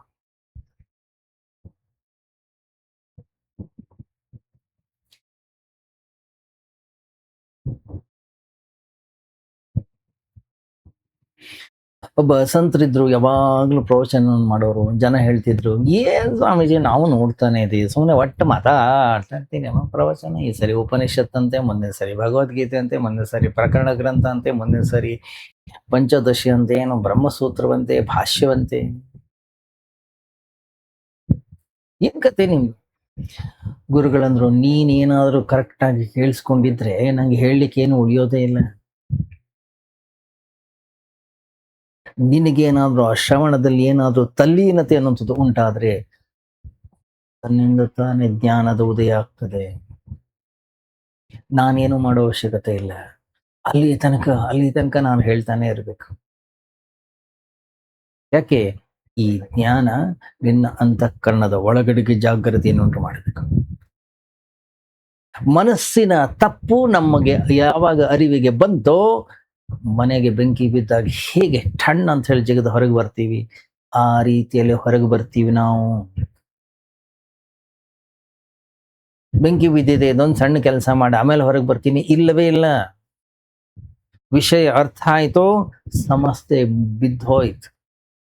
ತಿಳುವಳಿಕೆ ನಮ್ಮಲ್ಲಿ ಇಲ್ಲದೆ ಇರೋದ್ರಿಂದ ನಾವು ನಾನಾ ತರದ ಚಿತ್ರ ವಿಚಿತ್ರವಾದಂತಹ ಸಾಧನೆಗಳನ್ನ ಮಾಡಬೇಕಾಗಿದೆ. ಮತ್ತೆ ಈ ಸಾಧನೆಗಳು ಏನಕ್ಕೆ ಹೇಳಿದ್ದಾರೆ? ಅಂತಃಕರಣದ ಆ ತಿಳುವಳಿಕೆ, ಆ ಜ್ಞಾನವನ್ನು ಪೂರ್ಣಗೊಳಿಸ್ಲಿಕ್ಕಾಗಷ್ಟೇ.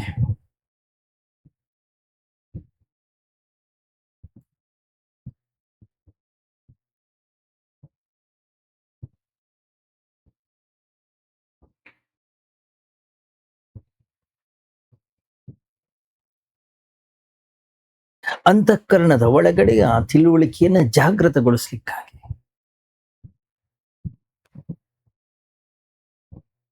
ಬರೀ ಕೇಳ್ತಾ ಕೂತ್ಕೊಳ್ಳೋದಲ್ಲ, ಆ ಅಗ್ನಿ ಅಂತಃಕರಣದ ಒಳಗೆ ಜ್ವಲಿಸಬೇಕು. ನಾನೇನಾದ್ರೂ ಮಾಡಬೇಕು ಅನ್ನೋದು ಬರಬೇಕು. ಏನು ಮಾಡದಿದ್ರೆ ಮನಸ್ಸು ಸತ್ತೋಗ್ಬಿಡುತ್ತೆ. ಆದ್ರಿಂದ ಏನನ್ನಾದ್ರೂ ಮಾಡುವಂತಹ ವಿಧಿಯನ್ನ ನನಗೆ ಕೊಡಿ ಅಂತ ಹೇಳಿ ಮನಸ್ಸು ಕೇಳುತ್ತದೆ. ಅದಕ್ಕಾಗಿ ಇಷ್ಟೆಲ್ಲ ಸಾಧನೆಗಳನ್ನು ಕೊಟ್ಟಿದ್ದು ನಮ್ಮ ಋಷಿಗಳು. ನೇರಲ್ಲ, ಉಲ್ಟಾ ಸೀದಾ ಮಾಡುವಂಥದ್ದಾದ್ರೂ ಕೊಡಿ, ಪರವಾಗಿಲ್ಲ ಅಲ್ಲ. ಒಬ್ಬ ಸಾಧಕ ಯಾವಾಗ್ಲೂ ಗುರುಗಳ ಬಳಿ ಹೋಗಿ ಹಂಗೆ ಕೇಳ್ತಾನೆ, ಅಪ್ಪ ಏನೂ ಮಾಡ್ಬೇಡ, ನೀನು ಸುಮ್ಮನೆ ಕೂತ್ಕೋ ಅಂದ್ರೆ ಅದಕ್ಕೆ ಬಹಳ ಕಷ್ಟ ಆಗುತ್ತೆ.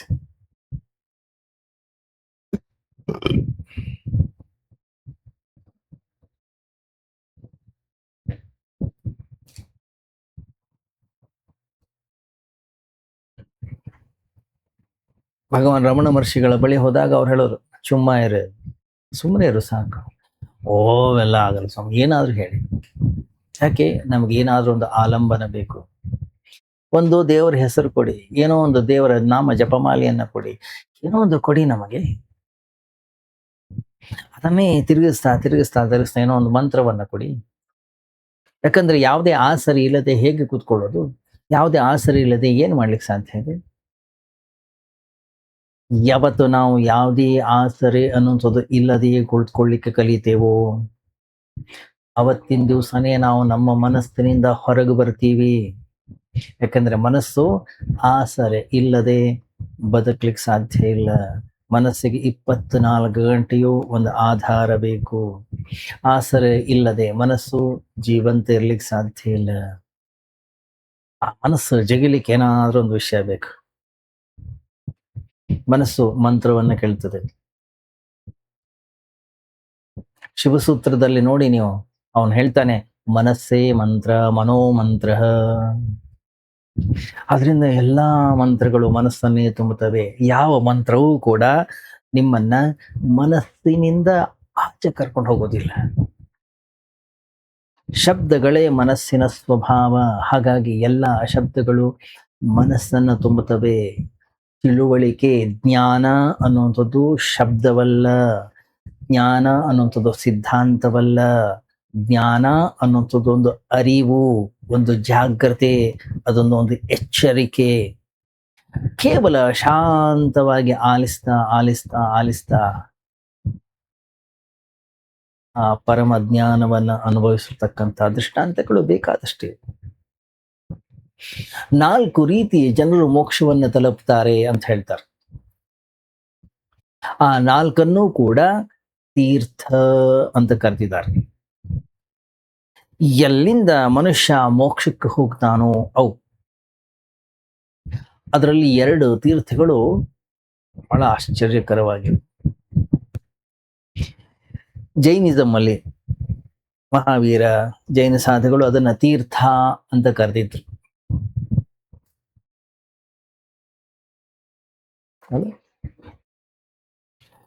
ಅವ್ರು ಹೇಳ್ತಾರೆ, ನನ್ನ ತೀರ್ಥಗಳು 4. ಒಂದು ಶ್ರೋತೃ, ಕೇಳುವವ. ಮಹಾವೀರ ಅದನ್ನೇ ಶ್ರಾವಕ ಅಂತ ಕರೀತಾರೆ, ಅಥವಾ ಶ್ರಾವಿಕ. ಶ್ರಾವಕ ಮತ್ತು ಶ್ರಾವಿಕ 2. ಸಾಧು ಮತ್ತು ಸಾಧ್ವಿ 2 ತೀರ್ಥಗಳು. ಗಮನಿಸಿ, ಇದನ್ನ ಅರ್ಥ ಮಾಡ್ಕೊಳ್ಬೇಕು ನಾವು.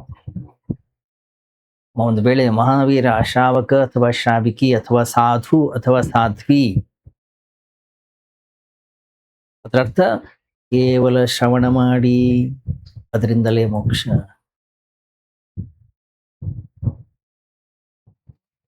ಶ್ರೀ ಗುರುವಚನೋಪದೇಶವನಾಲಿಸಿದಾಗಳ್ ಅಹುದು ನರರಿಗೆ ಮುಕುತಿ. ನಿಜಗುಂಡ್ರು ಹೇಳ್ತಾರೆ ಕೈವಲ್ಯ ಪದ್ಧತಿ ಹೇಳಿ.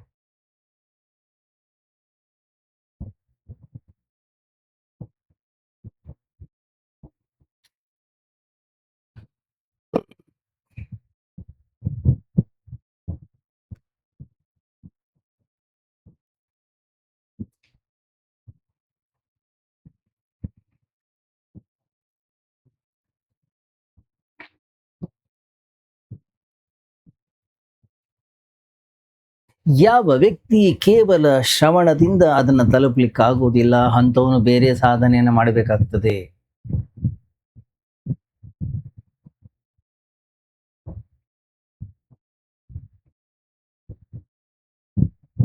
ಕೇವಲ ಶ್ರವಣ ಮಾತ್ರದಿಂದ ಅವನ ಜ್ಞಾನ ಸಿದ್ಧಿ ಆಗ್ತದೆ. ಅದಕ್ಕೆ ಅರಿತುಕೊಳ್ಳುವಿಕೆ ಮಾತ್ರ. ಅದಕ್ಕೆ ಪ್ರತ್ಯೇಕವಾಗಿ ಏನು ಮಾಡಬೇಕಾಗಿಲ್ಲ. ಅರಿತುಕೊಳ್ಳಿಕ್ಕೆ ಯಾವುದು ಶ್ರಮ, ಉಪವಾಸ, ಯಮ, ನಿಯಮ ಏನು ಬೇಕಾಗಿಲ್ಲ. ಅದು ಅರ್ಥವಾಯ್ತು, ಕಥೆ ಮುಗಿಯಿತಷ್ಟೇ. ಕೇವಲ ಶ್ರವಣದಿಂದ, ಕೇವಲ ಆಲಿಸುವುದರಿಂದಲೇ ತಲುಪುವಂಥದ್ದೇನಿದೆ ಅತ್ಯಂತ ಶ್ರೇಷ್ಠ.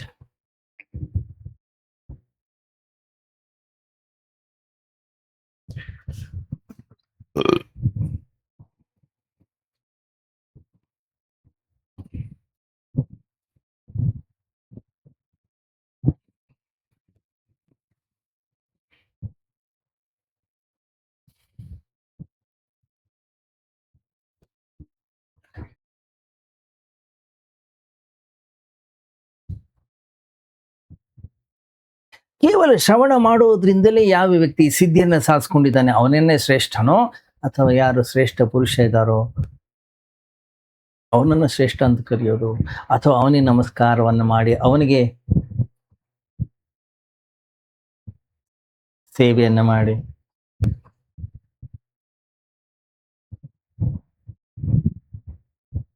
ಅವನು ಏನು ಹೇಳ್ತಾನೆ ಅದನ್ನು ಕೇಳಿಕೊಂಡು ಅದನ್ನು ನಾವು ಜೀವನದಲ್ಲಿ ಅಳವಡಿಸ್ಕೊಂಡು ಆಮೇಲೆ ಅವನನ್ನೇ ಆಸರೆಯನ್ನಾಗಿಟ್ಕೊಂಡು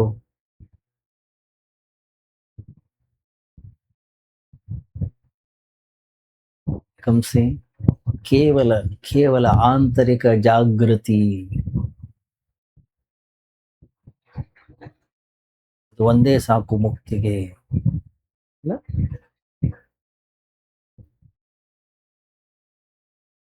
ಗೌತಮ ಬುದ್ಧ ಹೇಳೋನಂತೆ, ಕುದುರೆಗೆ ಚಾಟಿಯಿಂದ ಹೊಡಿಬೇಕಾಗಿಲ್ಲ, ಆ ಚಾಟಿಯ ನೆರಳು ಕಂಡ್ರೆ ಸಾಕು ಅದು ಓಡಿ ಹೋಗ್ತದಂತೆ.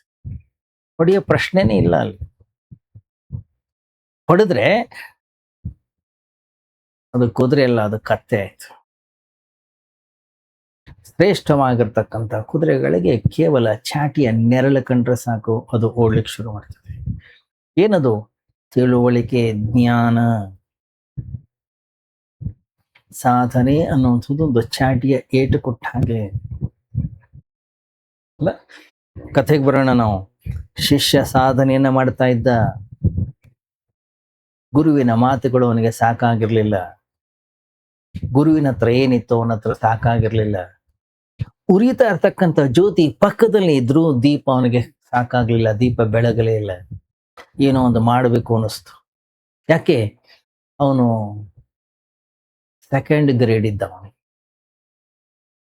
ಯಾಕಂದ್ರೆ ಕೇವಲ ತಿಳುವಳಿಕೆಯಿಂದ, ಕೇವಲ ಜಾಗೃತಿಯಿಂದ, ಕೇವಲ ಅರಿವಿನಿಂದ ಅದನ್ನ ಪಡಿಬೇಕು, ಅದಾಗ್ಲಿಲ್ಲ ಅವನ ಕೈನಲ್ಲಿ. ಅವನಿಗೊಂದು ಯಾಂತ್ರಿಕ ಆಸರೆಯ ಅವಶ್ಯಕತೆ ಇತ್ತು. ಅದರಿಂದ ಅವನು ಸಾಧನೆಯಲ್ಲಿ ನಿರತನಾಗಿದ್ದ. ಅಹರ್ನಿಶಿ ಮನಸ್ಸನ್ನು ತಿದ್ದುತಕ್ಕಂತಹ ಅಭ್ಯಾಸವನ್ನು ಅವನು ಮಾಡ್ತಾ ಇದ್ದ. ಅದಕ್ಕಾಗಿ ಸಾಧು ನಮಗೆ ಹೆಂಗ್ ಕಾಣಿಸ್ತಾನೆ? ಮೇಲ್ಮಟ್ಟದಲ್ಲಿದ್ದಾನೆ. ಯಾರೇ ಸಾಧಕರು ಸಾಧನೆಯನ್ನ ಮಾಡ್ತಾ ಇದ್ರು ನೋಡ್ತೀವಿ, ಎಷ್ಟೊಂದು ಶ್ರಮ ಮಾಡ್ತಾ ಇದ್ದಾರೆ, ಎಷ್ಟೊಂದು ಅದನ್ನ ಮಾಡ್ತಾ ಇದ್ದಾರೆ, ಎಷ್ಟೊಂದು ಇದನ್ನ ಮಾಡ್ತಾ ಇದ್ದಾರೆ.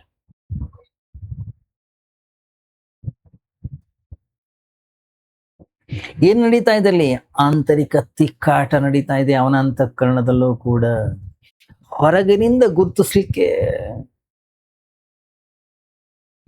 ಒಬ್ಬ ವ್ಯಕ್ತಿನ ಹೊರಗಡೆಯಿಂದ ಗುರುತಿಸ್ಲಿಕ್ಕೆ ನಮ್ ಕೈನಲ್ಲಿ ಆಗೋದಿಲ್ಲ. ಯಾಕೆ? ಹೊರಗಡೆಯಿಂದ ಗುರುತಿಸ್ಲಿಕ್ಕೆ ಅವನೇನು ಕೆಲಸ ಮಾಡ್ತಾನೆ ಇಲ್ಲ. ಹಿಂಗಾಗಿ ಜನ ಆ ಶಿಷ್ಯನಿಗೆ ಬಹಳ ಗೌರವ ಕೊಡ್ತಾ ಇದ್ರು, ಬಹಳ ಮರ್ಯಾದೆ ಕೊಡ್ತಾ ಇದ್ರು, ಬಹಳಷ್ಟು ಅವನನ್ನ ನಮಸ್ಕರಿಸ್ತಾ ಇದ್ರು, ಗೌರವ ಕೊಡ್ತಾ ಇದ್ರು. ಹೆಚ್ಚು ಕಡಿಮೆ ಅವನು 24 ಗಂಟೆಯೂ ಕೂಡ ಸಾಧನೆಯಲ್ಲಿ ತನ್ನನ್ನು ತಾನು ತೊಡಗಿಸ್ಕೊಂಡಿದ್ದ. ಯಾಕೆ? ಮನಸ್ಸನ್ನು ಅವನು ತಿದ್ದುತ್ತಾ ಇದ್ದಾನೆ ಅಂತ ತಿಳ್ಕೊಂಡಿದ್ರು ಎಲ್ಲರೂ ಕೂಡ. ಸಾಧನೆ ಅಂದ್ರೆ ಏನ್ ಹೇಳಿ? ಅಲ್ಲಿ ಬೇರೆ ಇನ್ನೇನು ಮಾಡ್ಲಿಕ್ಕೆ ಸಾಧ್ಯ ಇದೆ? ನಾವು ಏನೇ ಮಾಡಿದ್ರು ಮನಸ್ಸಿನ ಆಸರೆಯನ್ನೇ ತೆಗೆದುಕೊಳ್ಳಬೇಕು. ಯಾಕಂತಂದ್ರೆ ಯಾವುದೇ ಕೆಲಸ ಮನಸ್ಸಿನಿಂದಲೇ ಹುಟ್ಟುವಂಥದ್ದು. ಆತ್ಮತತ್ವದಿಂದ ಯಾವ ಕರ್ಮಗಳು ಕೂಡ ಹುಟ್ಟೋದಿಲ್ಲ. ಯಾಕೆ? ಅದು ಶುದ್ಧ ಚೈತನ್ಯ ಮಾತ್ರ. ಅಲ್ಲಿ ಕರ್ಮಕ್ಕೆ ಅವಕಾಶ ಇಲ್ಲ. ಅಲ್ಲಿ ಕೇವಲ ಅಹಮಸ್ಮಿ ಸದಾ ಭಾಮಿ. ಅಲ್ಲಿ ಇರುವಿಕೆ ಮಾತ್ರ. ಅಲ್ಲಿ ಚಿತ್ ಸ್ವರೂಪ ಮಾತ್ರ. ಅಲ್ಲಿ ಕರ್ಮ ಅನ್ನೋದಿಲ್ಲ. ಕ್ರಿಯೆ ಕರ್ಮ ಮಾಡಬೇಕು, ಮನಸ್ಸಿನ ಅಗತ್ಯವಿದೆ. ಕ್ರಿಯೆ ಕರ್ಮ ಮಾಡಬೇಕು, ಅಲ್ಲಿ ವಾಸನೆ ಜಾಗೃತಿ ಆಗಬೇಕು. ಯಾವಾಗ ವ್ಯಕ್ತಿ ಅಂತಃಕರಣದಲ್ಲಿ ಕಾಮವೇ ಇಲ್ಲ, ನಾವ್ ಯಾಕೆ ಏನಾದ್ರೂ ಮಾಡ್ಲಿಕ್ಕೆ ಹೋಗ್ತೀವಿ ಹೇಳಿ ನೋಡೋಣ. ಆ ಆಸೆ ಮುಕ್ತಿಯನ್ನ ಪಡೆಯೋದೇ ಆಗ್ಲಿ, ಆ ಆಸೆ ಧ್ಯಾನವನ್ನ ಮಾಡೋದೇ ಆಗ್ಲಿ, ಆ ಆಸೆ ಇನ್ನೇನು ಆಗ್ಲಿ, ಗಮನಿಸಿ, ನಾವು ಆಸನವನ್ನ ಮಾಡ್ತೀವೋ, ಕಣ್ಣು ಮುಚ್ಚಿ ಕೂತ್ಕೊಳ್ತೀವೋ, ಮಂತ್ರವನ್ನ ಹೇಳ್ತೀವೋ, ಜಪವನ್ನ ಮಾಡ್ತೀವೋ, ಉದ್ದೇಶ ಏನು? ಭಗವಂತನನ್ನ ಪಡೀಬೇಕು. ಏನನ್ನೋ ಪಡೀಬೇಕು ಅನ್ನೋಂಥದ್ದಿದೆ. ಪಡೆಯುವುದರಲ್ಲಿ, ಆ ಪಡೆಯುವಿಕೆಯಲ್ಲಿ ಒಂದು ಆಶೆ, ಕಾಮನೆ ಇದೆ, ಬೀಜ ಇದೆ. ಆಸೆಯ ಬೀಜದಲ್ಲಿ ಸಂಸಾರ ಇದೆ. ನಾವು ಇಲ್ಲೇ ದಾರಿಯನ್ನ ತಪ್ತೀವಿ. ಕರ್ಮಕ್ಕೆ ಮನಸ್ಸು ಬೇಕಾಗುತ್ತೆ, ಅದರ ಆಸರೆ ಬೇಕಾಗುತ್ತೆ.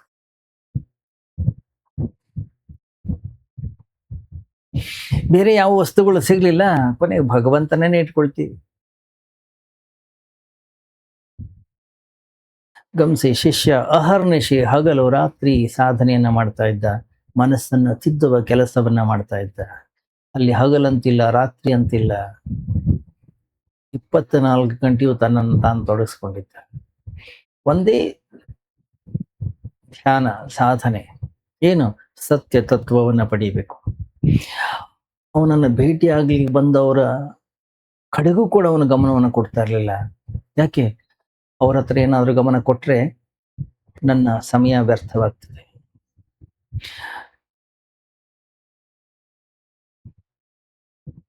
ಯಾಕಂದ್ರೆ ಪ್ರತಿಯೊಬ್ಬರ ಮೇಲೆ ಗಮನ ಹರಿಸ್ಲಿಕ್ಕೆ ಆಗೋದಿಲ್ಲ.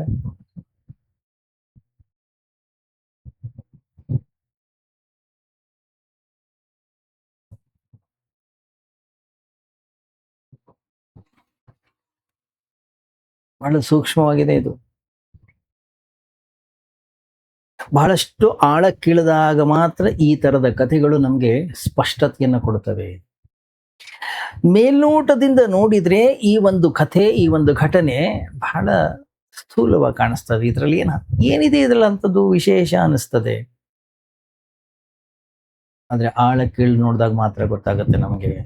ಅಹಂಕಾರ ಬಯಸ್ತದೆ ಎಲ್ಲರೂ ನನ್ನ ಹತ್ರ ಗಮನ ಹರಿಸ್ಲಿ, ಆದ್ರೆ ನಾನು ಯಾರ ಗಮನವನ್ನು ಹರಿಸೋದಿಲ್ಲ, ನಾನು ಯಾರನ್ನು ನೋಡೋದಿಲ್ಲ. ಅಹಂಕಾರ ಸಾವಿರಾರು ಮಾರ್ಗಗಳನ್ನ ಕಂಡುಕೊಳ್ಳುತ್ತದೆ.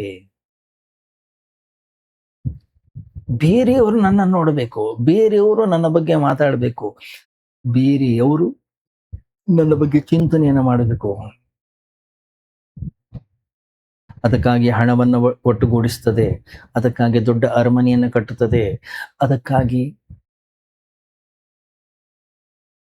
ಹೊಸ ಹೊಸ ರೀತಿಯ ಏನಂತೀವಿ ನಾವು, ಫ್ಯಾಷನ್. ಯಾಕೆ? ಜನ ನನ್ನನ್ನು ನೋಡಬೇಕು, ನಾನ್ ಜನರನ್ನು ನೋಡೋದಲ್ಲ, ಅವ್ರ ಗಮನ ನನ್ನ ಹತ್ರ ಇರಬೇಕು, ಅವರು ನನಗೆ ನಮಸ್ಕಾರ ಮಾಡಬೇಕು, ಅವ್ರ ನಮಸ್ಕಾರ ಅಂದ್ರೆ ನಾವು ನಮಸ್ಕಾರ ಅಂತ ಹೇಳಿಕ್ ನಾವು ರೆಡಿ ಇಲ್ಲ, ಆದ್ರೆ ಅವ್ರು ನಮಸ್ಕಾರ ಮಾಡೋದು ನಮಗೆ ಕಾಣಿಸ್ತಾ ಇರಬೇಕು.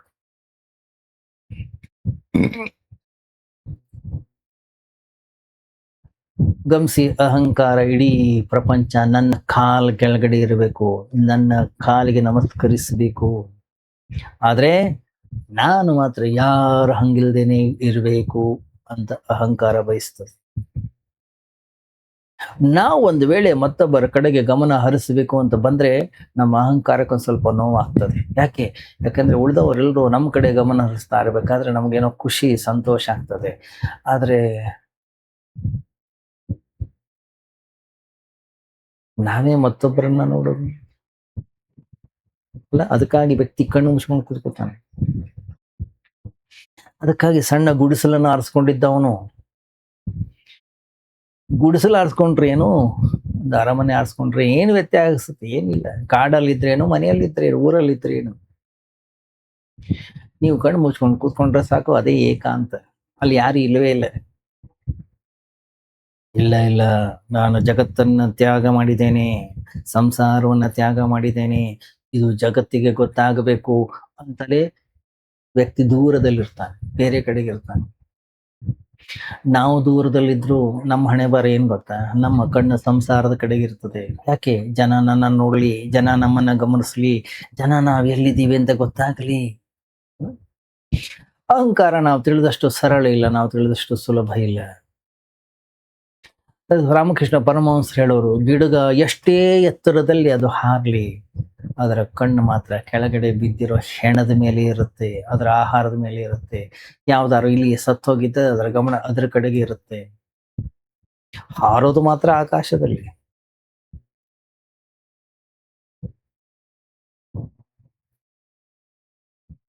ಆಕಾಶದ ಎತ್ತರಕ್ಕೆ ಹಾರೋಡೋದನ್ನ ನೋಡಿ, ಓ ಅದು ತುಂಬಾ ಎತ್ತರದಲ್ಲಿದೆ ಅಂತ ಭಾವಿಸುವ ಅವಶ್ಯಕತೆ ಇಲ್ಲ.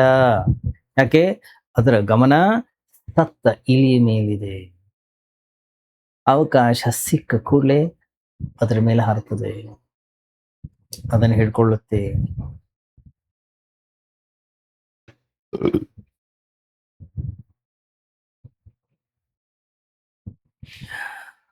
ಮನಸ್ಸು ಈ ಸಾಧನೆ ಅನ್ನುವಂಥದ್ದು ನಾವು ತಿಳಿದಷ್ಟು ಸರಳ ಇಲ್ಲ, ಸುಲಭವಿಲ್ಲ. ಕೇವಲ ಹೊರಗಡೆಯ ವೇಷಭೂಷಣಗಳಿಂದ, ಕೇವಲ ಹೊರಗಡೆಯ ಅವನ ಆಚಾರ ವಿಚಾರಗಳಿಂದ ನಾವು ಒಬ್ಬ ವ್ಯಕ್ತಿಯನ್ನ ನಿರ್ಧಾರ ಮಾಡ್ಲಿಕ್ಕೆ ಸಾಧ್ಯ ಇಲ್ಲ. ನೋಡ್ಲಿಕ್ಕೆ ಒಬ್ಬ ವ್ಯಕ್ತಿ ಸತ್ತ ಹಾಗಿರ್ತಾನೆ, ನೋಡ್ಲಿಕ್ಕೆ ಒಬ್ಬ ವ್ಯಕ್ತಿ ವಿರಾಗಿ ಹಾಗಿರ್ತಾನೆ, ನೋಡ್ಲಿಕ್ಕೆ ಒಬ್ಬ ವ್ಯಕ್ತಿ ಸಿದ್ಧ ಪುರುಷನ ಹಾಗಿರ್ತಾನೆ. ಗೊತ್ತಿಲ್ಲ ಯಾವಾಗ ಆ ಗಿಡುಗನಿಗೆ, ಆ ಹದ್ದಿಗೆ ಇಲಿ ಕಣ್ತೋ, ಹೇಗೆ ಅದರ ಮೇಲೆ ಹಾರ್ತಾನೋ, ಮನುಷ್ಯನ ಮನಸ್ಸು ಕೂಡ ಹಾಗೆ.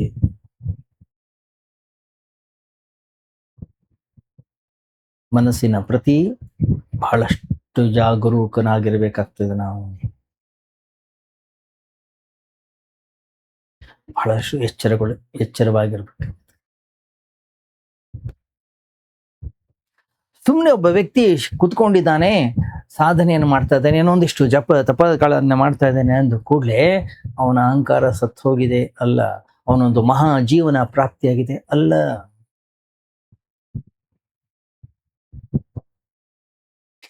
ಯಾವ ವ್ಯಕ್ತಿ ಆತ್ಮತತ್ವವನ್ನು ಅರ್ಥಕೊಂಡಿದ್ದಾನೋ ಅವನು ಬಹಳ ಆರೋಗ್ಯವಂತನಾಗಿರ್ತಾನೆ,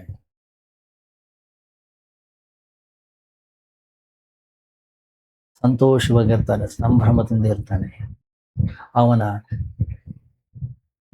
ಕಣ ಕಣದಿಂದಲೂ ಕೂಡ ಆನಂದ ಅನ್ನೋದು ಹೊರಗೆ ಬರ್ತಾ ಇರ್ತದೆ. ಅವನ ರೋಮ ರೋಮವೂ ಕೂಡ ಪುಳುಕಿತವಾಗಿರುತ್ತದೆ. ಜೀವನದ ಕಣ ಕಣವೂ ಕೂಡ ಆನಂದಮಯವಾಗಿರ್ತದೆ. ಜೀವನದ ಪ್ರತಿಯೊಂದು ಕ್ಷಣವೂ ಕೂಡ ಒಂದು ಉತ್ಸವವಾಗಿರ್ತದೆ. ಅದನ್ನು ನಾವು ಸಿದ್ಧಿ ಅಂತ ಹೇಳಿ ಕರಿತೀವಿ. ಜೀವನದ ಒಂದೊಂದು ಅನುಭವವೂ ಕೂಡ ಆನಂದ ಉತ್ಸವ ಆಗಿರ್ತದೆ.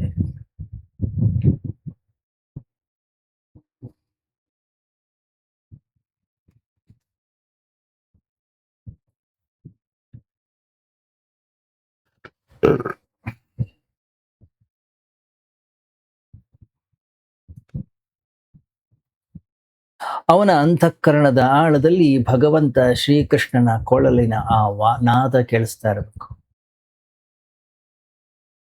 ಅದೇ ಒಬ್ಬ ಸಿದ್ಧ ಪುರುಷನ ನಿಜವಾದ ಲಕ್ಷಣ.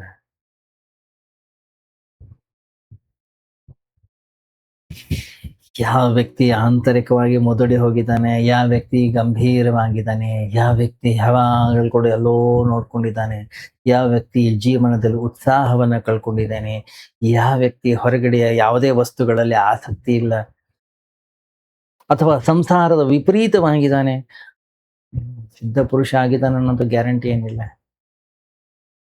ಏನಾಗುತ್ತೆ ಅಂತಂದ್ರೆ, ನಾವು ಸಾಮಾನ್ಯರು ನಾವೇನ್ ತಿಳ್ಕೊಳ್ತೀವಿ, ಆ ತರದ ವ್ಯಕ್ತಿಗಳನ್ನ ನೋಡುವಾಗ ನಮ್ಗನ್ಸುತ್ತೆ ನಾವೇನು ಬಯಸ್ತಾ ಇದೀವೋ ಅದು ನಮಗೆ ಸಿಕ್ಕಿಲ್ಲ, ಮೋಸ್ಟ್ಲಿ ಇವನೇ ಸಿಕ್ಕಿರಬೇಕು ಅಂತ ನಾವು ಭಾವಿಸ್ತೀವಿ ಅಷ್ಟೇ. ಯಾಕೆಂದ್ರೆ ಮನಸ್ಸು ಯಾವಾಗಲೂ ಕೂಡ ವಿಪರೀತದ ಕಡೆಗೆ ಆಕರ್ಷಣೆಯನ್ನು ಹೊಂದಿರ್ತದೆ, ವಿರುದ್ಧವಾದ್ರಲ್ಲಿ ಅದಕ್ಕೆ ಬಹಳ ಆಸಕ್ತಿ ಅನ್ನೋದು ಇರುತ್ತೆ.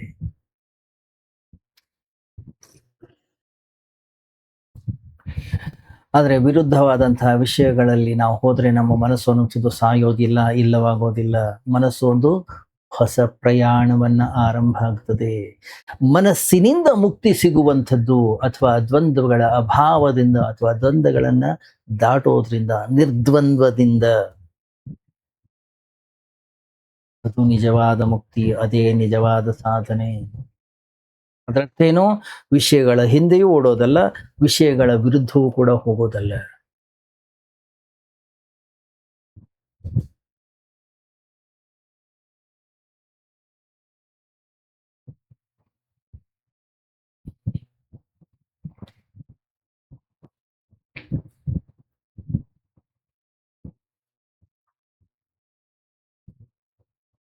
ಗಮನಿಸಿ, ಜಗತ್ತಿನಲ್ಲಿ ನಾವೇನು ಅನ್ಕೊಳ್ತೀವಿ, ಏನಾದ್ರೂ ಮಾಡ್ಬೇಕು, ನಾವು ಏನಾದ್ರೂ ಸಿದ್ಧಿಯನ್ನು ಗಳಿಸ್ಬೇಕು, ಏನಾದ್ರೂ ಸಾಧನೆಯನ್ನ ಮಾಡಬೇಕು.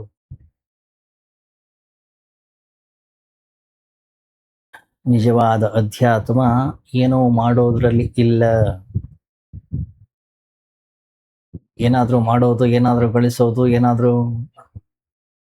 ತಲುಪೋದು ಅಂದ್ರೆ ಏನು? ಎಲ್ಲೋ ದೂರ ಹೋಗುವಂಥದ್ದು. ಕೈಯಲ್ಲಿರ್ತಕ್ಕಂಥ ಪಾತ್ರೆಯಲ್ಲಿ ಏನಿದೆ ಅದೇ ವಿಷ. ಅದೊಂದು ಸ್ಪಷ್ಟತೆ ನಮಗೆ ಬಂದ್ರೆ ಸಾಕು. ಅದನ್ನ ಕೆಳಗಡೆಗೆ ಬೀಳಿಸ್ಲಿಕ್ಕೆ ಇನ್ಯಾವ ಸಾಧನೆಯನ್ನು ಮಾಡುವ ಅವಶ್ಯಕತೆ ಇಲ್ಲ. ಯಾವುದೇ ನಿಯಮಗಳನ್ನ ಪಾಲಿಸುವ ಅವಶ್ಯಕತೆ ಇಲ್ಲ. ಯಾವ ಧ್ಯಾನ ಜಪ ತಪಾದಿಗಳನ್ನ ಮಾಡುವ ಅವಶ್ಯಕತೆ ಇಲ್ಲ. ಇದು ವಿಷ ಅನ್ನುವಂಥದ್ದು ಗೊತ್ತಾದ್ರೆ ಸಾಕು. ಅಷ್ಟಕ್ಕೆ ಕಥೆ ಅನ್ನುವಂಥದ್ದು ಮುಗಿದೋಗ್ಬಿಡುತ್ತೆ. ಅದನ್ನ ಎಸೀಲಿಕ್ಕೆ, ಅದನ್ನ ಬೀಳಿಸ್ಲಿಕ್ಕೆ, ಅದನ್ನ ತ್ಯಾಗ ಮಾಡ್ಲಿಕ್ಕೆ ನಾವಿನ್ನೂ ಪ್ರಯತ್ನವನ್ನ ಮಾಡ್ತಾ ಇದ್ದೀವಿ ಅಂತಂದ್ರೆ ಅದರರ್ಥ ಅದು ವಿಷ ಅನ್ನೋದು ಇನ್ನೂ ಸ್ಪಷ್ಟತೆ ನಮಗೆ ಬಂದಿಲ್ಲ. ಯಾಕಂದ್ರೆ ಪ್ರಯತ್ನವನ್ನ ಮಾಡ್ತಾನೆ ಅಂತಂದ್ರೆ ಜ್ಞಾನದ ಕೊರತೆ ಇದೆ ಅಂತಾನೆ ಅರ್ಥ. ಯಾಕಂದ್ರೆ ನಾವು ಮಾಡುವ ಪ್ರಯತ್ನದಿಂದ ಜ್ಞಾನ ಸಿದ್ಧಿಯಾಗೋದಿಲ್ಲ.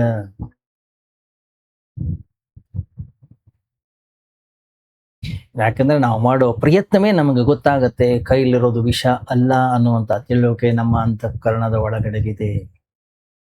ಆದ್ರಿಂದ ಅದರ ವಿರುದ್ಧ ಹೋರಾಡ್ಲಿಕ್ಕೆ ನಾವು ಪ್ರಯತ್ನವನ್ನ ಮಾಡಬೇಕಾಗ್ತದೆ. ಅವ್ರೇನೋ ಇದನ್ನ ವಿಷ ಅಂತ ಹೇಳ್ತಾ ಇದ್ದಾರೆ, ಆದ್ರೆ ನನಗೆ ವಿಷ ಅಂತ ಕಾಣಿಸ್ತಾ ಇಲ್ಲ. ಅವನು ತಾರ್ಕಿಕವಾಗಿ ಹೇಳ್ತಾ ಇದ್ದಾನೋ, ಏನ್ ಹೇಳ್ತಾ ಇದ್ದಾನೆ, ನಮ್ಮ ಬುದ್ಧಿಗೇನು ಅರ್ಥ ಆಗ್ತಾ ಇದೆ, ಆದ್ರೆ ನಿಜವಾಗ್ಲೂ ಅದು ನಮ್ಗೆ ಗೊತ್ತಾಗ್ತಾ ಇಲ್ಲ. ಬುದ್ಧಿ ಹೇಳ್ತಾ ಇದ್ದ, ಹೌದು ಅವರೆಲ್ಲ ಹೇಳ್ತಾ ಇದ್ದಾನೆ ಇದು ವಿಷಾನೇ ಇರಬೇಕು, ಹಾಗಾದ್ರೆ ನಾನ್ಯಾಕೆ ಕಷ್ಟ ಪಡ್ತಾ ಇದ್ದೀನಿ ಇದನ್ನು ತ್ಯಾಗ ಮಾಡ್ಲಿಕ್ಕೆ? ಪರವಾಗಿಲ್ಲ, ನಾನು ಸಾಧನೆ ಮಾಡ್ತೀನಿ, ಸಾಧನೆಯನ್ನು ಮಾಡಿ ಪ್ರಯತ್ನವನ್ನು ಮಾಡಿ ಆಮೇಲೆ ಇದನ್ನ ಬೀಸಾಡ್ತೀನಿ, ಆಮೇಲೆ ಬಿಡ್ತೀನಿ. ನಾನು ಸ್ವಲ್ಪ ಟೈಮ್ ತೆಗೆದುಕೊಳ್ತೀನಿ.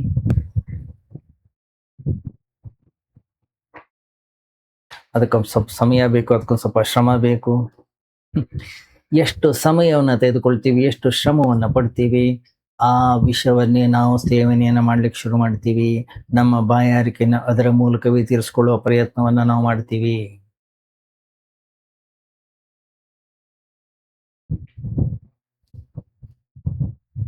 ಅಲ್ವಾ?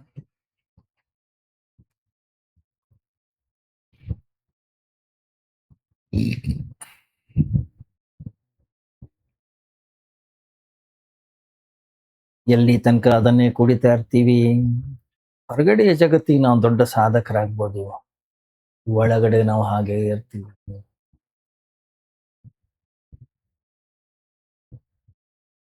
ಅದರಿಂದ ಜ್ಞಾನ ಒಂದು ಕ್ಷಣದಲ್ಲಿ ಘಟಿಸ್ತಕ್ಕಂಥ ಒಂದು ಕ್ರಾಂತಿ. ಜ್ಞಾನ ಉಂಟಾಯಿತೋ, ತಿಳುವಳಿಕೆ ಅಂತಃಕರಣದಲ್ಲಿ ಘಟಿಸ್ತೋ, ಮತ್ತೆ ನಾನು ಹೋಗಿ ಸಾಧನೆ ಮಾಡ್ತೀನಿ ಅಂತ ಹೇಳೋದಿಲ್ಲ ಅವನು. ಯಾಕೆ? ಬಿಟ್ಟಾಯ್ತು.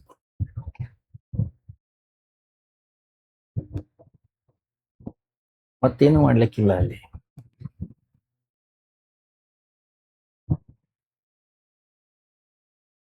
ಮನೆಗೆ ಬೆಂಕಿ ಬಿದ್ದಿದೆ, ಬೆಂಕಿ ಬಿದ್ದಿರೋದು ನಿಮ್ಗೆ ಸ್ಪಷ್ಟವಾಗಿ ಕಾಣಿಸ್ತಾ ಇದೆ ಅಂದ್ರೆ ನಾವು ರಾಹು ಕಾಲ, ಯಮಗಂಡ ಕಾಲ, ಗುಳಿಕ ಕಾಲ ನೋಡೋದಿಲ್ಲ. ಯಾಕೆ? ಇಲ್ಲ, ಸ್ವಲ್ಪ ಧ್ಯಾನ ಮಾಡಿ ಬರ್ತೀನಿ, ನಾನು ಒಂದಿಷ್ಟು ಗ್ರಂಥಗಳ ಅಧ್ಯಯನವನ್ನು ಮಾಡಿ ಬರ್ತೀನಿ, ಒಂದಿಷ್ಟು ಗುರುಗಳನ್ನ ಕೇಳ್ಕೊಂಡು ಬರ್ತೀನಿ, ಅವರ ಅಭಿಪ್ರಾಯ ಇಲ್ಲ. ತತ್ಕ್ಷಣವೇ ಹೊರಗೆ ಹೋಗ್ತೀವಿ ನಾವು.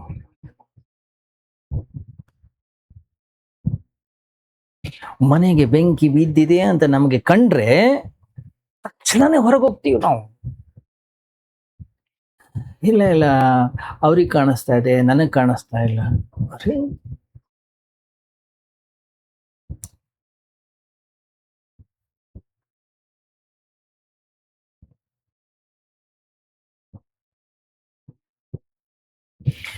ಜ್ಞಾನದ ಕೊರತೆ ನಮ್ಮನ್ನ ಬೇರೆ ಬೇರೆ ರೀತಿಯ ಸಾಧನೆಗಳ ಕಡೆಗೆ ನಮ್ಮನ್ನ ಓಡಿಸ್ತದೆ. ವ್ಯಕ್ತಿಗೆ ಯಾವಾಗ ಬೆಂಕಿ ಕಾಣಿಸ್ತು, ಒಂದು ಕ್ರಾಂತಿ. ಯಾಕೆ? ಜ್ಞಾನವೇ ಒಂದು ದೊಡ್ಡ ಕ್ರಾಂತಿ. ಮತ್ತಿನ್ಯಾವ ಸಾಧನೆಗಳು ಅವಶ್ಯಕತೆ ಇಲ್ಲ.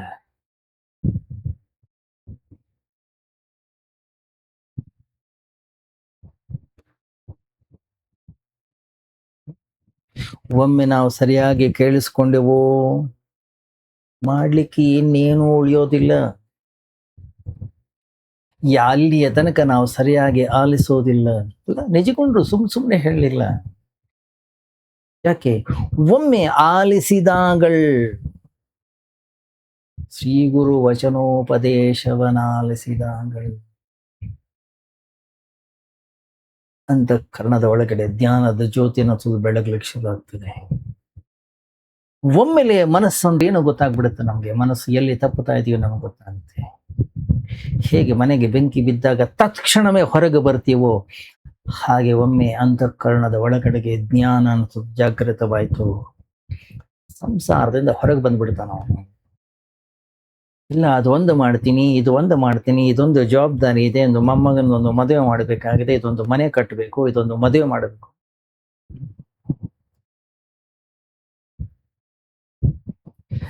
ಅಂತಃಕರಣದಲ್ಲಿ ಆ ಜ್ಞಾನದ ಕ್ರಾಂತಿ ಆಗದೆ ಇರೋದ್ರಿಂದ ಏನೇನೋ ಸಾಧನೆಗಳನ್ನ ಮಾಡಿಸ್ಬೇಕಾಗಿದೆ ಅಷ್ಟೇ. ಸಾಧನೆಯಲ್ಲಿ ವ್ಯಕ್ತಿನ ತೊಡಗಿಸ್ಬೇಕಾಗಿದೆ. ಯಾಕೆ? ಯಾಕಂದ್ರೆ ಎಲ್ಲರಿಗೂ ಆ ಕ್ರಾಂತಿ ಆ ಕ್ಷಣ ತತ್ಕ್ಷಣ ಘಟಿಸೋದಿಲ್ಲ. ಅದಕ್ಕೋಸ್ಕರ ಏನೂ ಮಾಡೋ ಅಗತ್ಯ ಇಲ್ಲ ಅಂತ ನಾವು ಹೇಳಿದ್ರೆ ಏನಾಗ್ತದೆ? ಜನ ಅಂತಾರೆ, ಇವ್ರಿಗೆ ಏನು ಗೊತ್ತಿಲ್ಲ. ಏನು ಕೇಳ್ದ ಕೂತ್ಕೊಂಡ್ರೆ ಏನೋ ಆಗ್ಬಿಡುತ್ತ. ನಾವು ಎಷ್ಟೆಲ್ಲ ಕೇಳಿದೇವಪ್ಪ, ಏನಾಗಿದೆ ನಮ್ಗೆ? ಯಾಕೆ? ಏನಾದ್ರು ಜೀವನದಲ್ಲಿ ಸಾಧಿಸ್ಬೇಕಾದ್ರೆ ಏನಾದ್ರು ಮಾಡಬೇಕು. ಯಾಕೆ? ಮಾಡದೇ ಇದ್ರೆ ಏನ್ ಸಿಗುತ್ತೆ? ಹೊರಗಡೆ ಜಗತ್ನಲ್ಲಿ ನಾವು ಮಾಡದಿದ್ರೆ ಏನಾರ ಸಿಗುತ್ತೆ? ಆದ್ರಿಂದ ಏನಾದ್ರೂ ಮಾಡೋ ವಿಧಿಯನ್ನ ಕೊಡಿ ಅಂತಾನೆ ಕೇಳೋದು. ಏನಾದ್ರೂ ನಮ್ಗೆ ಉಪದೇಶವನ್ನ ಕೊಡಬೇಕು, ಮಂತ್ರೋಪದೇಶವನ್ನ ಕೊಡಬೇಕು, ಏನಾದ್ರೂ ಒಂದು ದೀಕ್ಷೆಯನ್ನ ಕೊಡಬೇಕು, ಉಲ್ಟಾ ಸೀದಾ ಏನಾದ್ರೂ ನಮ್ಮ ಹತ್ರ ಮಾಡಿಸ್ಬೇಕು. ಅಂತಹ ಗುರು ಕಂಡ್ರೆ ನಮ್ಗೆ ಬಹಳ ಇಷ್ಟ. ಯಾಕೆ? ಅಂತ ಕರ್ಮಗಳಲ್ಲಿ ನಮ್ಮನ್ನ ತೊಡಗಿಸಿಕೊಳ್ಳೋದಕ್ಕೆ ಮನಸ್ಸಿಗೆ ಬಹಳ ಇಷ್ಟ.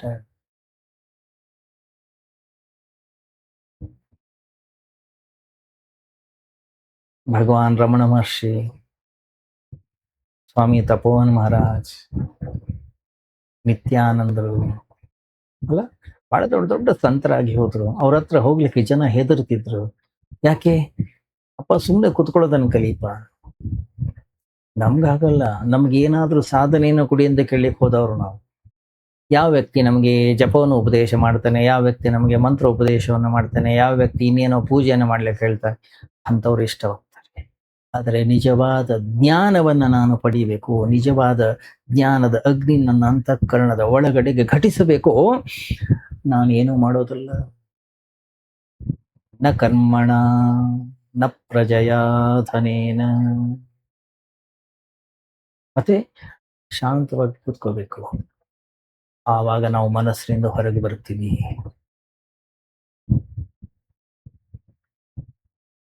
ಮುಂದುವರಿಯುತ್ತೆ ನಾಳೆ ಚಿಂತನೆ.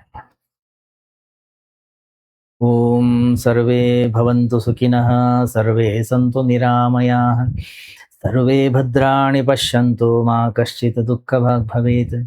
ಅಸತೋ ಮಾ ಸದ್ಗಮಯ, ತಮಸೋ ಮಾ ಜ್ಯೋತಿರ್ಗಮಯ, ಮೃತ್ಯೋರ್ಮಾ ಅಮೃತಂಗಮಯ. ಓಂ ಶಾಂತಿ ಶಾಂತಿ ಶಾಂತಿ. ಹರಿ ಓಂ. ಶ್ರೀ ಗುರುಭ್ಯೋ ನಮಃ. ಹರಿ ಓಂ.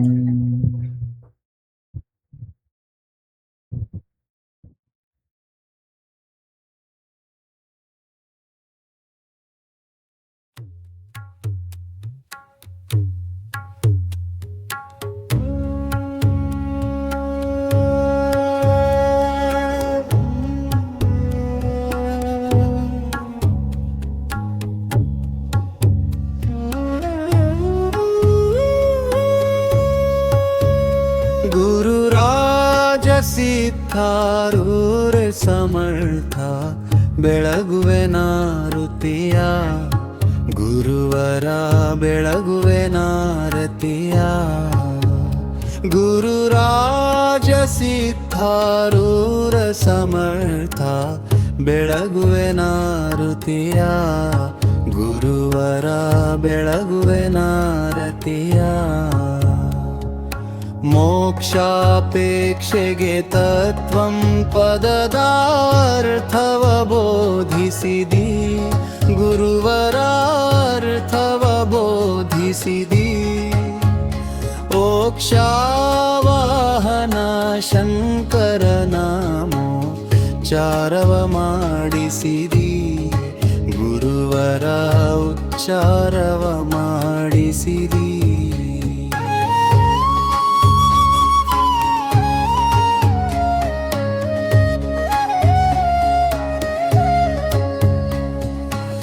ಶ್ಯಾಮಧಾಮ ಶ್ರೀರಾಮ ಭಿನ್ನ ಶಂಕರನಿ ನಿರುವಿ ಗುರುವರ ಶಂಕರನಿ ನಿರುವಿ ಕಾಮ ಕ್ರೋಧವ ನಾಶಿಸಿ ಜಗದುಳು ಶಾಂತಿಯ ಬೀರಿದಿ ಗುರುವರ ಶಾಂತಿಯ ಬೀರಿದಿ ಚರಣ ಭಜಕರ ದುರಿತದುಂದವ ತ್ವರಿತದಿ ನಾಶಿಸಿದಿ ಗುರುವರ ತ್ವರಿತದಿ ನಾಶಿಸಿದಿ ವರಭೃಲತಾಪುರ ದೈವದಿಂದಲಿ ನಿರುತದಿ ವಾಸಿಸಿದಿ ಗುರುವರ ನಿರುತದಿ ವಾಸಿಸಿದಿ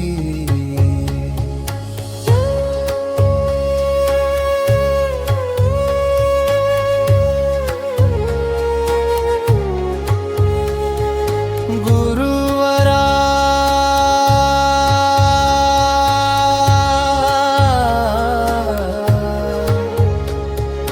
ನಿರುತದಿ